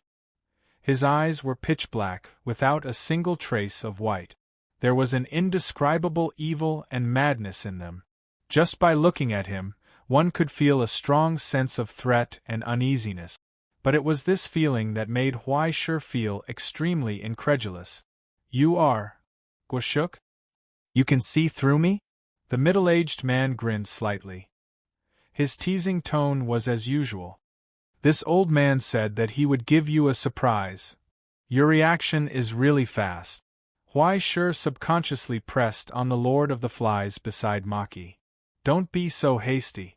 Guashuk waved his hand gently and took a step back. "Don't worry. Although I have some bad intentions, I won't let my hands and feet loose. I don't plan to attack you." As he said that, he raised the pot that was still steaming in his hand and smiled proudly. "I just made a pot of good soup. It's so nourishing that this old man is rejuvenated. Unfortunately, there's no one to share it with. Do you want some?" The aroma was sweet and fragrant. It lingered at the tip of the nose. Smelling it from afar, it was enough to make one's mouth water. There was no doubt that it was a rare magic chef's dish. It could actually restore an old monster who was close to 200 years old to his middle-aged state. It was probably an excellent tonic. But why would this guy be so kind? Chapter 683. When he sensed Huai-Shur's suspicious gaze, Guashuk seemed to be helpless. "This old man isn't some kind of demon, so why am I being treated like a tiger or a wolf?" After returning to his middle-aged appearance, Guashuk no longer seemed as lethargic and gloomy as before. Instead, he gave off an elegant and refined aura, giving off a good impression of him. But even if one used their heels to think, they would know, this guy wasn't a good person at all. Come on, the essence of good food is sharing. It's just like eating hot pot. Eating it alone doesn't feel very tasty. Guashuk pulled out 2 exquisite porcelain bowls from his sleeves, as if he were performing a magic trick. He handed them over and said with a smile that wasn't a smile, "Even if you don't drink, that little girl can drink some. She's just become an ascended individual, and she's also gone through a huge change. If you leave her alone, she'll fall seriously ill. You don't want her to have any lingering effects during her puberty, right? If she's not feeling well, she needs to drink more hot water. That's the principle." He lifted up the spoon, which was filled with clear soup. He poured it into the bowl, and as the white jade-like leaves rose and fell, the fresh aroma of vegetables began to spread through the air. Even though he believed that with Guashuk's skill level, he wouldn't have fallen so low as to poison a little girl who had just ascended, Huai-Shur tentatively took a sip. Then, he froze in place. He felt as if he had swallowed a fragrance so thick that it was almost tangible. A trickle of warmth began to spread through his body, permeating his internal organs and causing him to involuntarily relax. He felt a sense of peace and tranquility that came from the depths of his heart. Immediately afterwards, Huai-Shur felt the physical strength and origin substance that he had expended during the battle actually began to rapidly recover. Even the crow on the ground, after Guashuk sprinkled a few drops of soup on it, quickly began to close up. Not long after, it was alive and kicking again. His body of steel had actually been healed by this dish. It didn't seem scientific at all. In less than half a minute, Huai-Shur had already recovered to his peak condition. Not a bit more, not a bit less. There were no abnormalities beyond Huai-Shur's control, nor were they weaker than Huai-Shur's previous standards. This wasn't a coincidence caused by the control of the quantity, but a natural recovery. It wasn't an alchemy potion, because there was no sign of anyone strengthening or stimulating it, so naturally, there wouldn't be any side effects. The only effect was the first mouthful. After drinking it again, the only thing that could be experienced was the delicious taste of the soup. There were no other special effects. After Huaishe fed her a bit of the origin substance, Shinichi's pale face quickly regained some color, and the origin substance in her body began to stabilize. Laogua's action had saved her millions of yuan in the cost of the medicine during the developmental period. Huaishe estimated that in just 1 minute, she had grown about 2 centimeters taller without a trace. Unfortunately, due to hybridization, the bones on the right side of his forehead had also grown a little, showing signs of mutation. In the future, as the development period ends, the characteristics should stabilize. By then, with the protection of the divine mark, he wouldn't have to worry about the distortion of his body. Suddenly, his heart was filled with mixed feelings. Plans always couldn't keep up with changes. Originally, he had planned to use the Yatsufusa's blessing, but in the end, she had become a talent by herself. Even better than he had expected. Could it be that he had misjudged her? Was she really a talent that was hard to come by in 10,000 years? But no matter how he looked at it, he just felt that silly Fufu was very gullible. He couldn't help but sigh. He finished the soup and put down the bowl. Another bowl? No need. Huaishe waved his hand and refused. If I drink more, I'm afraid I won't be able to stop. Is that so? What a pity. Guashuk refilled a bowl for himself and drank it with relish. Only Huaishe's eyes began to twitch. He suddenly realized. Maybe 1 bowl of this thing was fine, but drinking too much would cause problems. Where's Amber? When he looked around, he found that his stinky sister was missing. She's not with you? She has her work to do, Guashuk said calmly. Don't worry, I believe she'll handle the Yatsufusa's matter well. What the hell? Huaishe was in a bad mood. You let her fight with the Yatsufusa? Even now, he could figure out that the changes here were related to the Yatsufusa. In the end, Guashuk, this old guy, was used to bullying noobs, but why did he let Amber go and deliver food to them? He subconsciously got up and wanted to go to the place where the rumbling came from. But a faint malice rose from behind him, causing him to freeze in place. I said, she'll handle it well. Guashuk sipped the soup and said seriously, this is her job, and it's only meaningful if she solves it herself. Neither you nor I have the right to intervene. Huaishe was angry. Then she has to be able to solve it, right? In the silence, Guashuk looked at him, and his eyes gradually became strange. Miss Huaishe, do you really think that the Dongxia genealogy really didn't prepare anything and just threw her back to Yingzhou? At that moment, there was a skyrocketing brilliance rising from his blood-red color. Like a torrent gathered by the light, it rose to the sky and dispelled all the evil thoughts that filled the air. It formed a huge square outline in the sky, covering the sky and the earth. It reflected the mortal world. In the illusionary mirror, there was a projection on the earth, and everything was clear. It was like a mirror, the mirror of the sky. Now, the mirror hanging in the sky reflected all the malice in the mortal world. A solemn aura spread out in the bronze luster. What was shining from it was the cold light of killing intent. What's that? Feeling the sharp edge contained in it, Huaishe felt that his jaw was about to fall to the ground. He suddenly wanted to wake Zhen Shi up and look at God. What the F***ck is this thing? When Emperor Gaozu first entered the Xianyang Palace, the Zhouxing warehouse was filled with treasures that couldn't be described. The most amazing thing was, there was a square mirror, 4 feet wide and 5 feet 9 inches tall. It was bright inside and outside, and when people looked at it directly, they could see the intestines and the 5 internal organs. It was vivid. Emperor Qin Shi Huang often used it to illuminate people in the palace, and he killed anyone who dared to be tempted. Guashuk put down the soup bowl and sighed. That was the holy item, illumination, that could distinguish between good and evil, see through evil, and use the law to wipe away the evil intentions of killing people. If we trace it back, it'll be interesting. Heh! That guy Xian Niao always had a lot of bad ideas.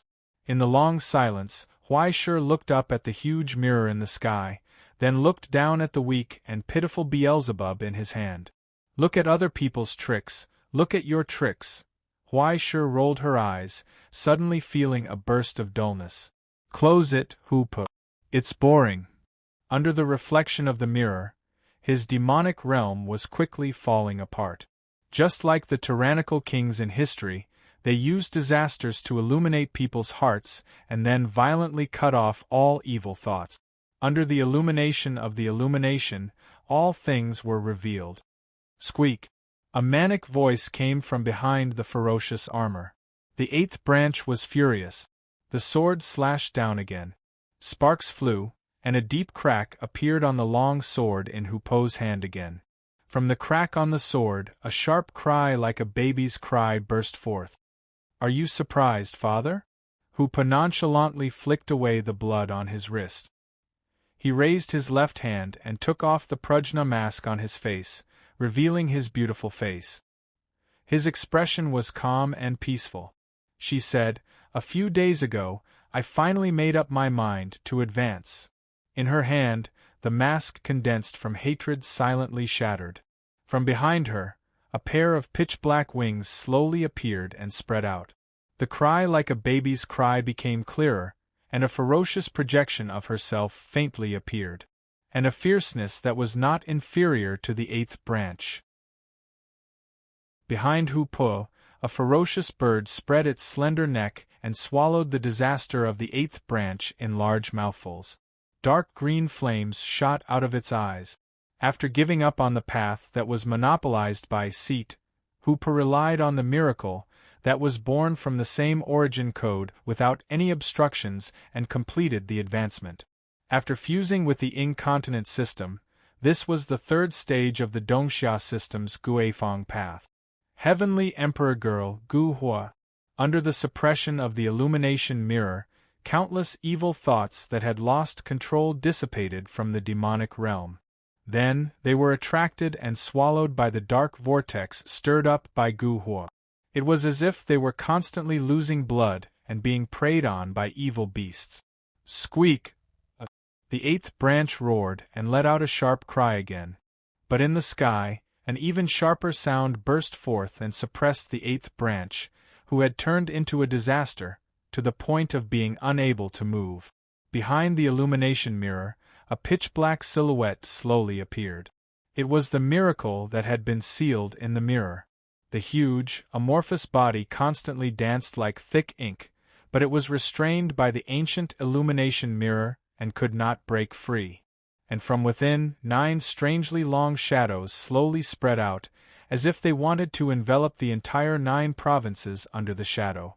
They turned into 8 majestic and cold bird heads. And a headless neck, like a waterfall, the dark blood poured down from the wound on the neck, irrigating the stigmata behind Hu Po. The tremendous power of the same sequence used this as a bridge to complete the connection once again. Just like the sacred mark relic that belonged to her, Gu Hua's power temporarily surpassed the limit of the third stage and stepped into the fourth stage, or even the peak of the fourth stage. 9. Phoenix? Huai Shi, who was looking at the sky, was stunned. How could he not recognize this thing? This was the hidden boss of his first debut, the beautiful memory he shared with Hu Po's stinky sister. Back then, they fought to the death for a single head. Now that he thought about it, it was really cute. But the important thing wasn't this thing already dead? The Dongxia system actually restored it. Chapter 684. You even know about this? It seems that your relationship with the Eastern Xia lineage is deeper than I thought. Guashuk heard him talking to himself, and immediately shook his head. He sighed with emotion. If you ask me, this kind of trash has already been thrown to those rags in the abyss. As for the mystic bird, it has become stingy as it gets older. I feel that it can still be used after being repaired. Cut the extra part with the white wolf hook, sew it up, and use it as a brand new one to trick children. It's so shameful to catch a sheep and pull it to death.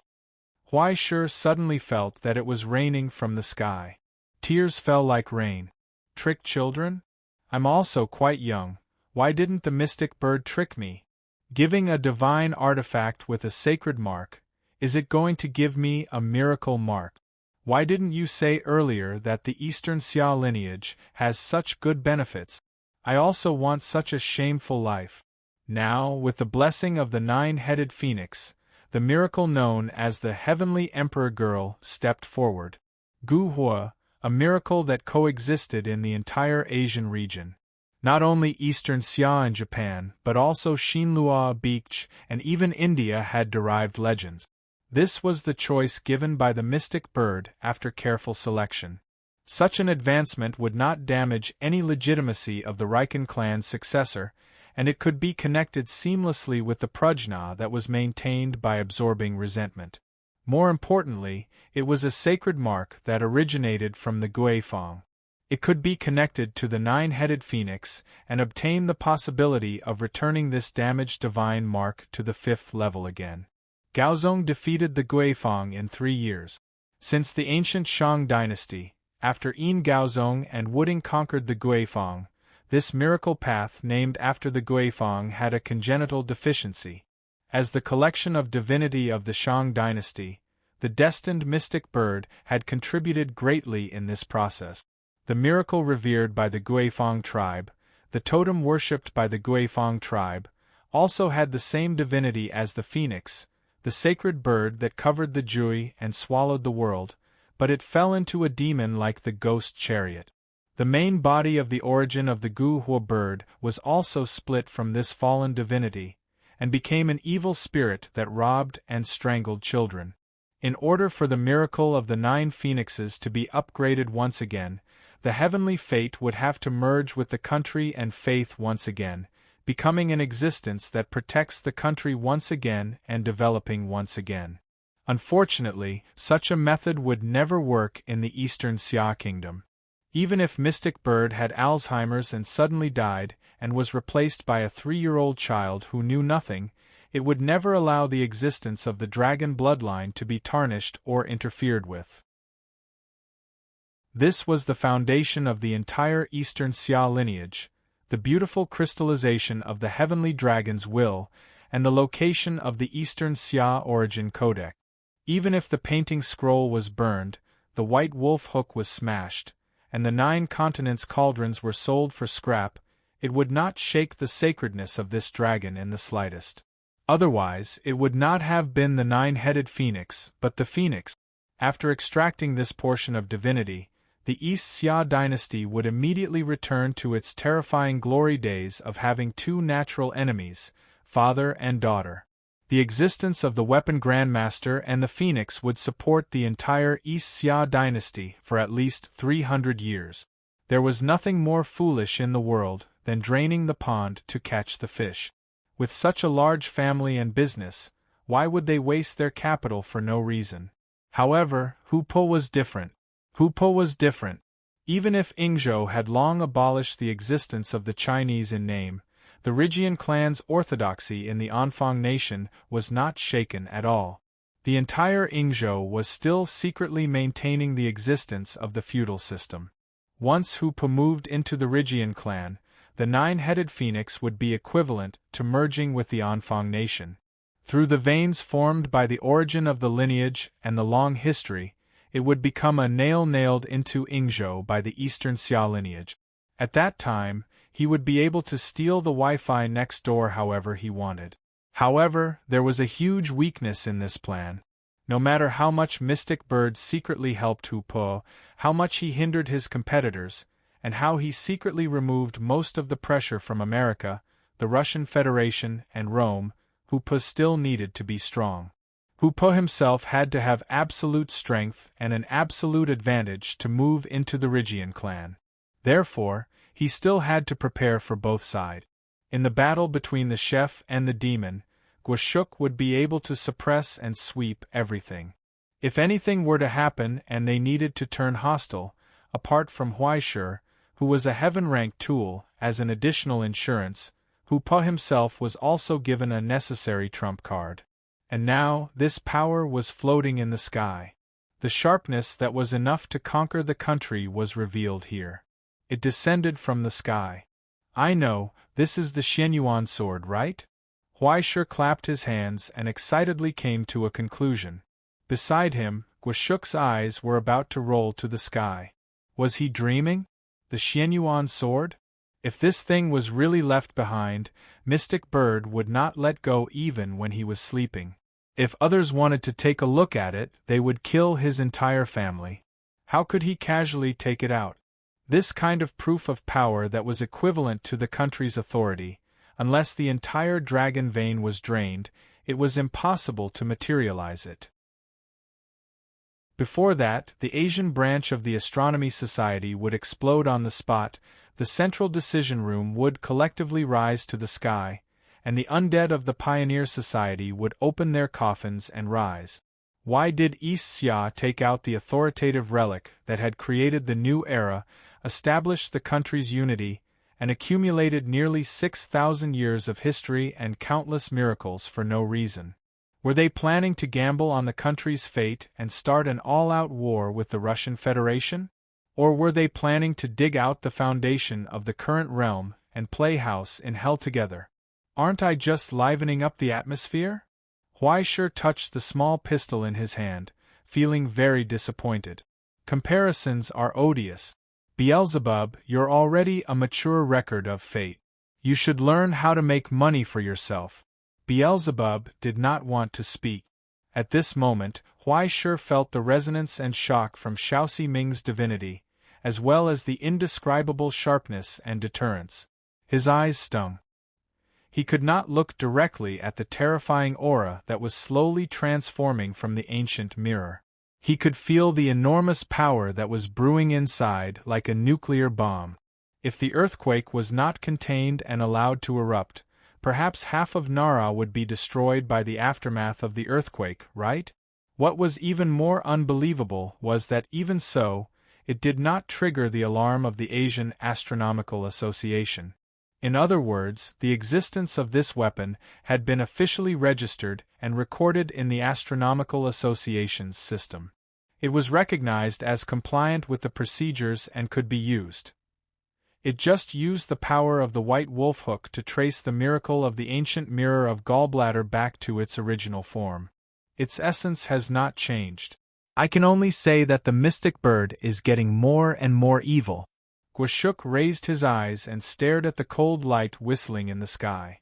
In the 59th year of Wu Ding's reign, he used the second noon of the first year to forge a sword. It was 3 feet long and was inscribed Gallbladder. That sword was the symbol of destroying the Guifang and severely injuring the 9-headed phoenix. It was the projection of the sword that destroyed the nation. Miracle imprint, Gallbladder.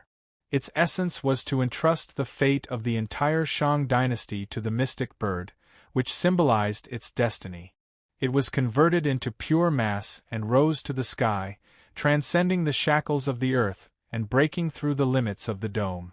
From the darkness of the universe in outer space, the miracle would be reversed into a disaster.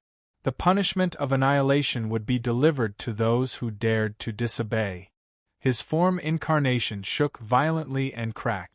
Under this terrifying power that was enough to destroy the Guifang in one blow, the rising blood light quickly dissipated. At that moment, Amber's eyes drooped. It's almost time to say goodbye, Father. Behind her, cracks gradually appeared in the projection of the Ubisoft bird. When the miracle imprint that once destroyed the Guifang descended, it also brought a deep and great pain to the miracle of the Guifang's path. When the demonic realm was destroyed, this double-edged sword was also killing the 9-headed phoenix and Amber. This was a feeling that she had been yearning for. She could finally empathize and experience everything that her father had gone through. Screech! The blood-stained 8th room shook violently. The instinct formed by the convergence of evil thoughts shrieked in fear. But this time, she could finally hear that blurry voice clearly. It was the call of the shattered soul imprisoned in the deepest part of the demonic realm. That was her name. Countless times it was painful, numb, sad, and reluctant to part with her. Amber, at that moment, the mask shattered. In the empty darkness, a cracked and blurry face appeared. Its empty eyes stared at the girl in front of it. Looking at the face that had never faded in its memory, turbid tears flowed out. Was it resentment or love? It was already difficult to distinguish between the two in the chaos. Whether it was love or hate, it had already been completely wiped out by his form incarnation. All that was left was his last obsession. He called her name. Again and again. Amber. Amber. Amber. I'm here, Father. I'm right here. Amber whispered softly. Step by step, she stepped forward. She ignored the sharp aura of the shattering Vajra sword and constantly cut open terrible wounds on her body. Please don't worry. She smiled and gently told her father, I've been living well these years. I've grown, learned new skills, bought new clothes, made new friends, and lived a different life from before. During the holidays, I can eat fish. During the new year, I'll be invited to a reunion dinner. She said, This time, I've come back to say goodbye to you. Screech! In the huge disaster, the lost souls roared angrily. They were filled with resentment, because there was a metallic light gathering in her hand. Like scorching molten iron, it emitted a blazing light. It burned the resentment of the souls and her palm. Endless darkness rose from her fingertips. Following that was an intense pain that penetrated deep into her soul. I'm sorry, Father. She calmly walked forward and stared at the gradually blurring face. I didn't fulfill the promise between us. I'm sorry. I left you here alone for so many years. Then, I ran away selfishly. I'm sorry. It must be very sad to be imprisoned in that kind of darkness with no way to escape, right? I was the one who asked you to sacrifice yourself, but I was also the one who couldn't fulfill my duty. Because I couldn't bear to, I created this kind of terrible result. Please don't worry. Soon, you won't have to suffer anymore. You won't have to be afraid anymore. She smiled with difficulty. Holding back her tears, she told him, This time, I will kill you with my own hands. Yatsafusa roared. He raised the shattering Vajra sword and slashed forward under the boundless pressure. The destructive blade formed by the entanglement of countless evil thoughts turned into a bloody light that spread and swallowed everything. It was precisely at that moment that a sharp and bright light broke free from the sea of blood. It rose up like a bird and soared vigorously, cutting through the tens of thousands of waves. Just like tears, it flashed and disappeared. And Chapter 685. What happened to the plot of turning the tide? In the roar of the demon realm's destruction, Huai Shi sat on the stone and began to ponder. After watching the whole process, he only felt a chill.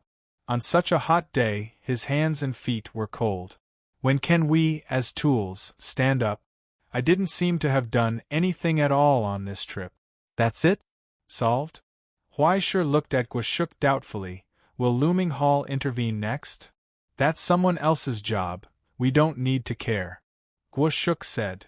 What about the interference and influence of other forces? There are people in charge. And then? Huai Shi asked. And then, there is no and then. Guashuk finished the last drop of soup in the bowl and put down the porcelain bowl. When he raised his head, he saw that from the broken palace, a majestic warrior in armor slowly walked out. Wherever he passed, the sacred aura of the paradise of the king spread, extinguishing all the resentment in the air. That was when the dark side was swept away. The solemn and sacred glazed armor was revealed again. Yatsafusa. After killing the gathering of demonic thoughts, all the power of his incarnation had been swallowed by Gu Hua and Jiu Feng. Now, Hu Po was in an unprecedented heyday. Under the blessing of the stigmata relic Yatsafusa, she was already the head of the Rigian clan, the king of Anfang Kingdom. That's great, that's great. Huai Shi clapped her hands and congratulated him. Congratulations, Hu Po yeah. That's it. That's great, that's great. Since the work is over, I can't stay any longer. I'll take my leave now. As for the Yuji treasure, Let's talk about it next time.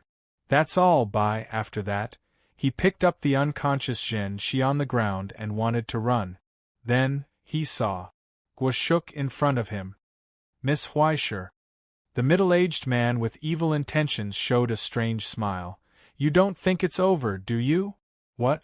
You want to cook the rabbit? Huaishur raised his eyebrows. That's not good, is it? I thought the Dongxia genealogy was all about credibility. No, it's just that I haven't finished my work yet. Guashuk was still smiling. Look, the chef and demon duel isn't over yet, is it? Without this link, the legitimacy of the Hu Pa family's patriarch will also be questioned. He said, You and I have not finished our work yet. His eyes were like those of a predator, staring fixedly at Huaishur, not allowing him to leave. Huaishur frowned.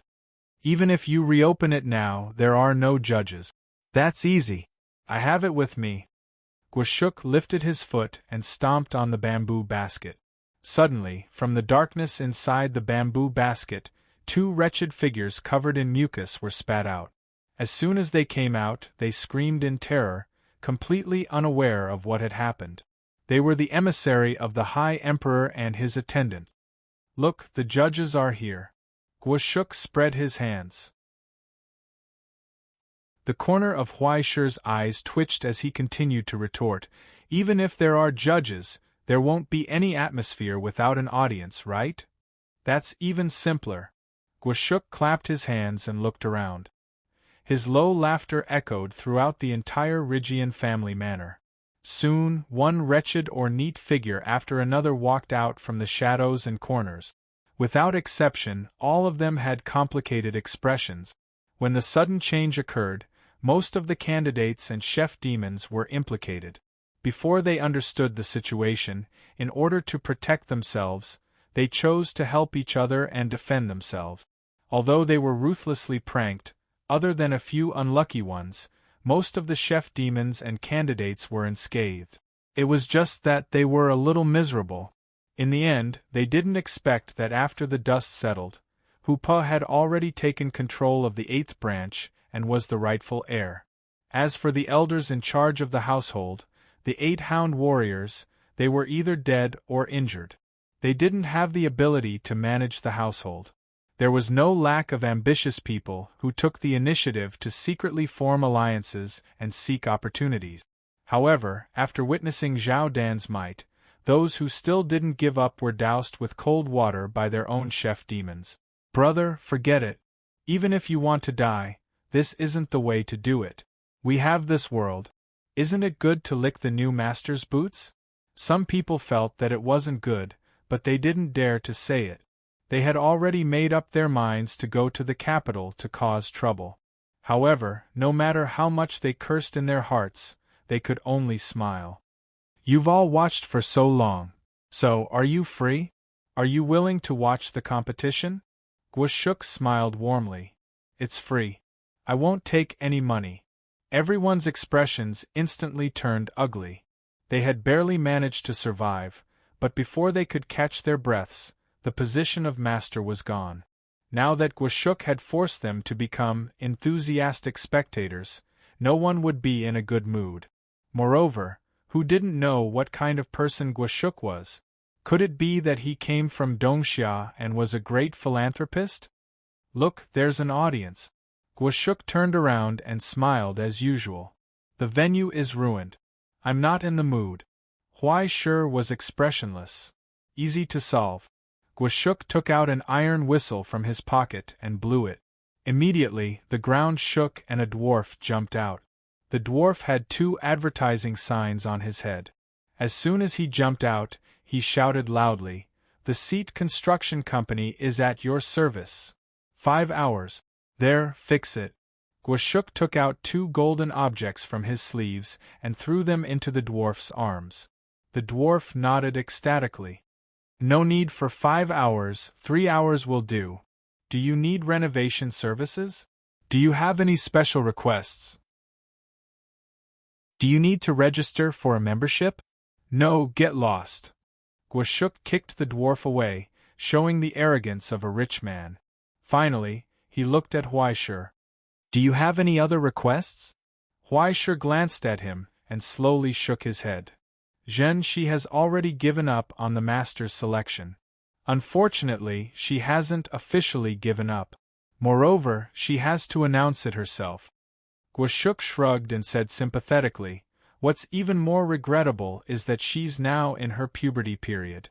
After drinking the soup, she'll grow quickly and sleep. Well, the whole process will take about a week. Before that, you're still her representative. This is the final challenge, Miss Huaisha. What we're fighting over, and betting on is the wealth of the entire Riken family, all the assets of the Guanshan group, and even the royal power of the Anfang kingdom. I'm afraid you can't refuse." "So, you agree?" Huaisha looked in Hu Po's direction. The tired Hu Po sighed helplessly and took off his helmet. "Sorry, I've already told him before that he won't interfere in the Riken family's matters. However, I have to listen to him regarding the cooking competition.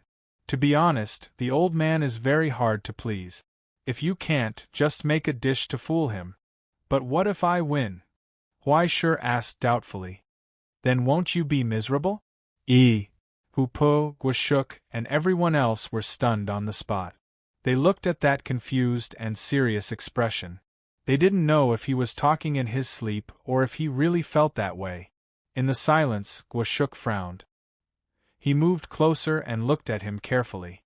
It was as if he was looking at a strange husky that had run out of a zoo and was spitting saliva everywhere. He couldn't understand. "Are you serious?" "Why not?" Huaisha asked calmly. "Who would reject the chance to completely defeat a self-righteous old man like you and trample him under their feet? Or would they be fooled by your strong appearance? Mr. Guashuk, although I don't know what happened to you, my intuition tells me that the current you is far from what you used to be," he said. "At least, you can't make me feel afraid." Just like that, it penetrated the weakness under Guashuk's robust face.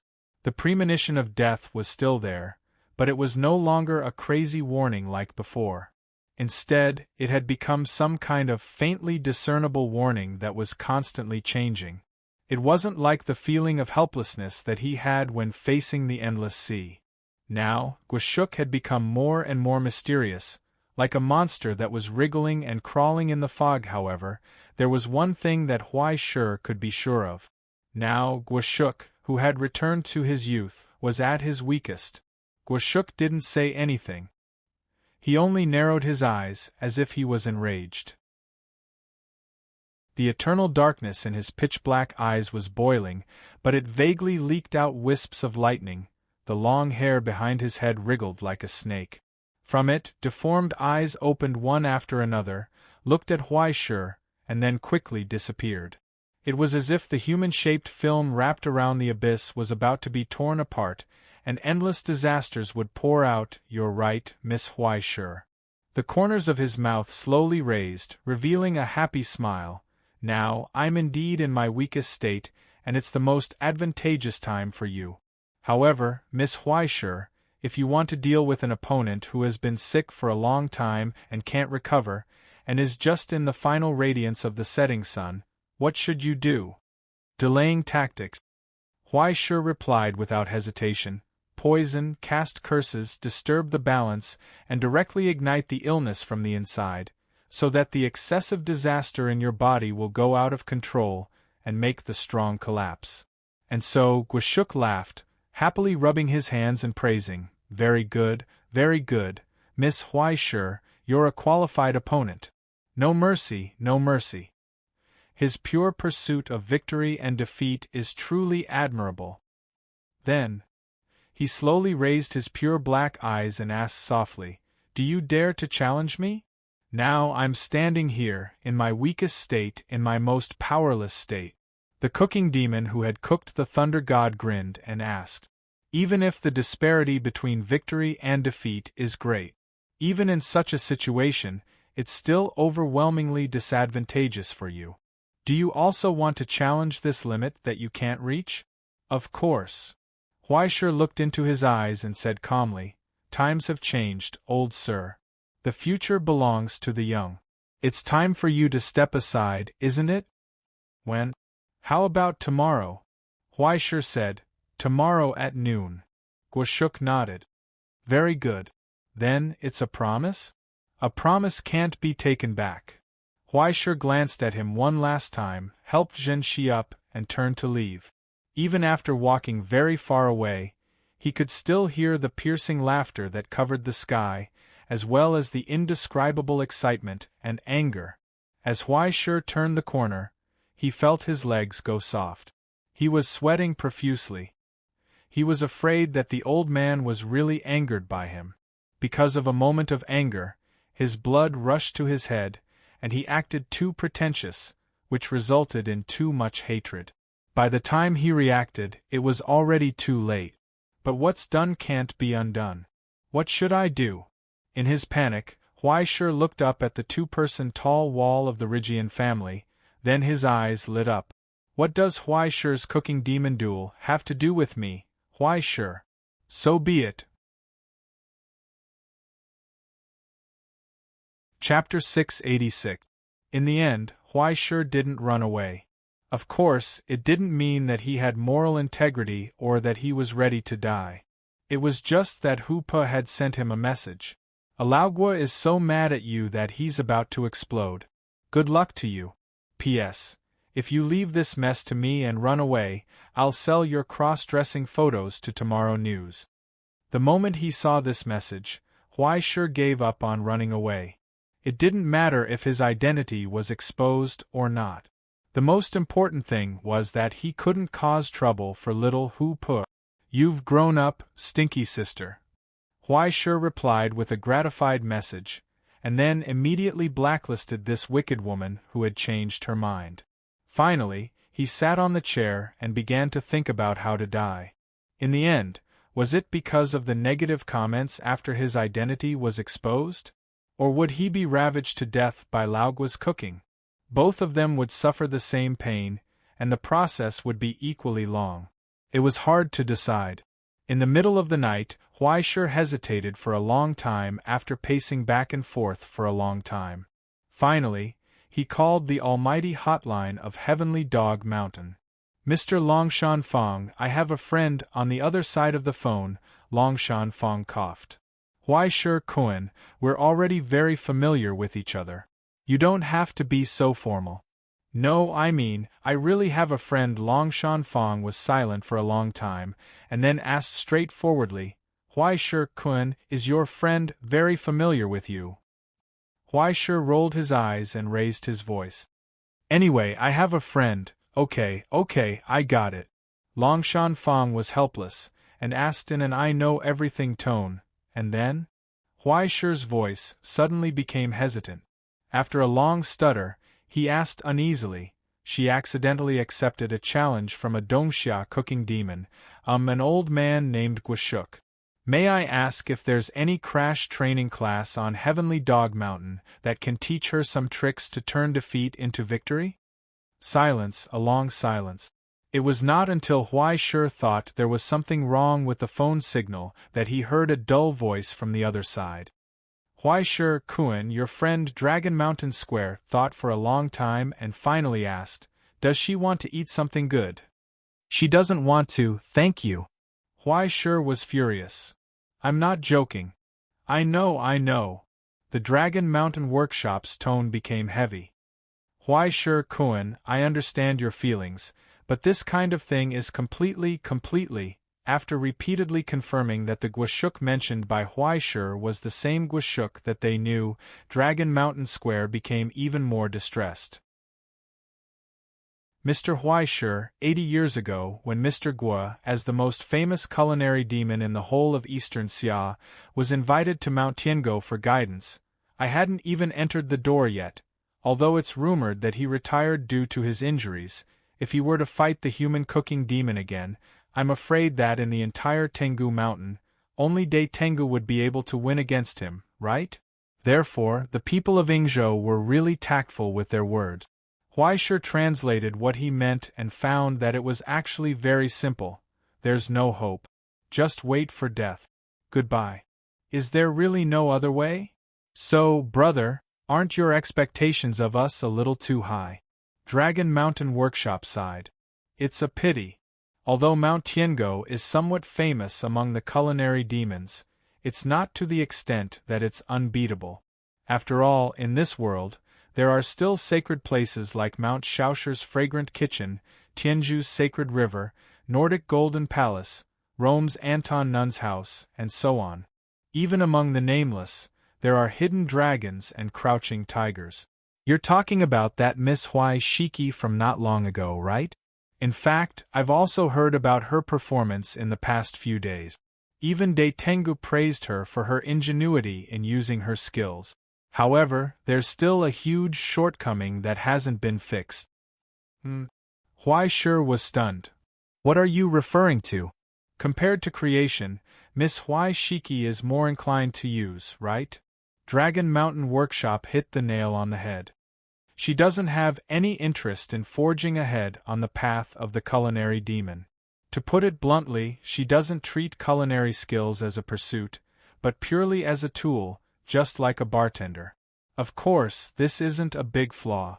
Mount Tiango doesn't lack such people. After all, the path of culinary arts is as vast as the sea. It's not easy to even grasp the essence left behind by the predecessors. He paused for a moment and said seriously, but this method won't work in front of Guashuk. He's already too old. Huai Shi Kuan is too experienced. He's so experienced that he won't be swayed even if his opponent brings out a dish that has already existed. Because he's already prepared countermeasures against all methods. If your friend wants to duel with Guashuk, then she can't hope to defeat him with some secret technique from 100 years ago. Because he's existed even longer than the secret technique. Even something older than him can't defeat him. His existence is the combination of the culinary demon techniques of Dongxia that have existed for more than 5,000 years. Dragon Mountain Workshop said, Miss Huai Shiki, you must think of another way. After a long silence, Huai Shi let out a long breath. I understand. Thank you very much, Dragon Mountain Workshop. No need. It's too embarrassing. Dragon Mountain Workshop smiled helplessly. Other than some nonsense, I can't do anything to help. No, these words are enough. After saying goodbye, Huai Shi hung up the phone. He casually took off his coat from the hanger and looked at the night sky outside the window. I've been here for so many days, and I haven't gone out at all. I'm going out to visit my neighbors. He turned around and said, You guys take care of the house and protect Jinshi. Don't use the TV to play strange programs, understand? Holy! Holy! Holy! Behind him, a flock of iron crows nodded vigorously. They had a look that said, Don't worry, I understand. God knows if they understood or not. Huai Shi thought for a moment. Amidst the wailing of the crows, he directly cut the wires of the TV and pulled out the top-up card from the player. Just like that, Hawaiki-san's figure disappeared into the night.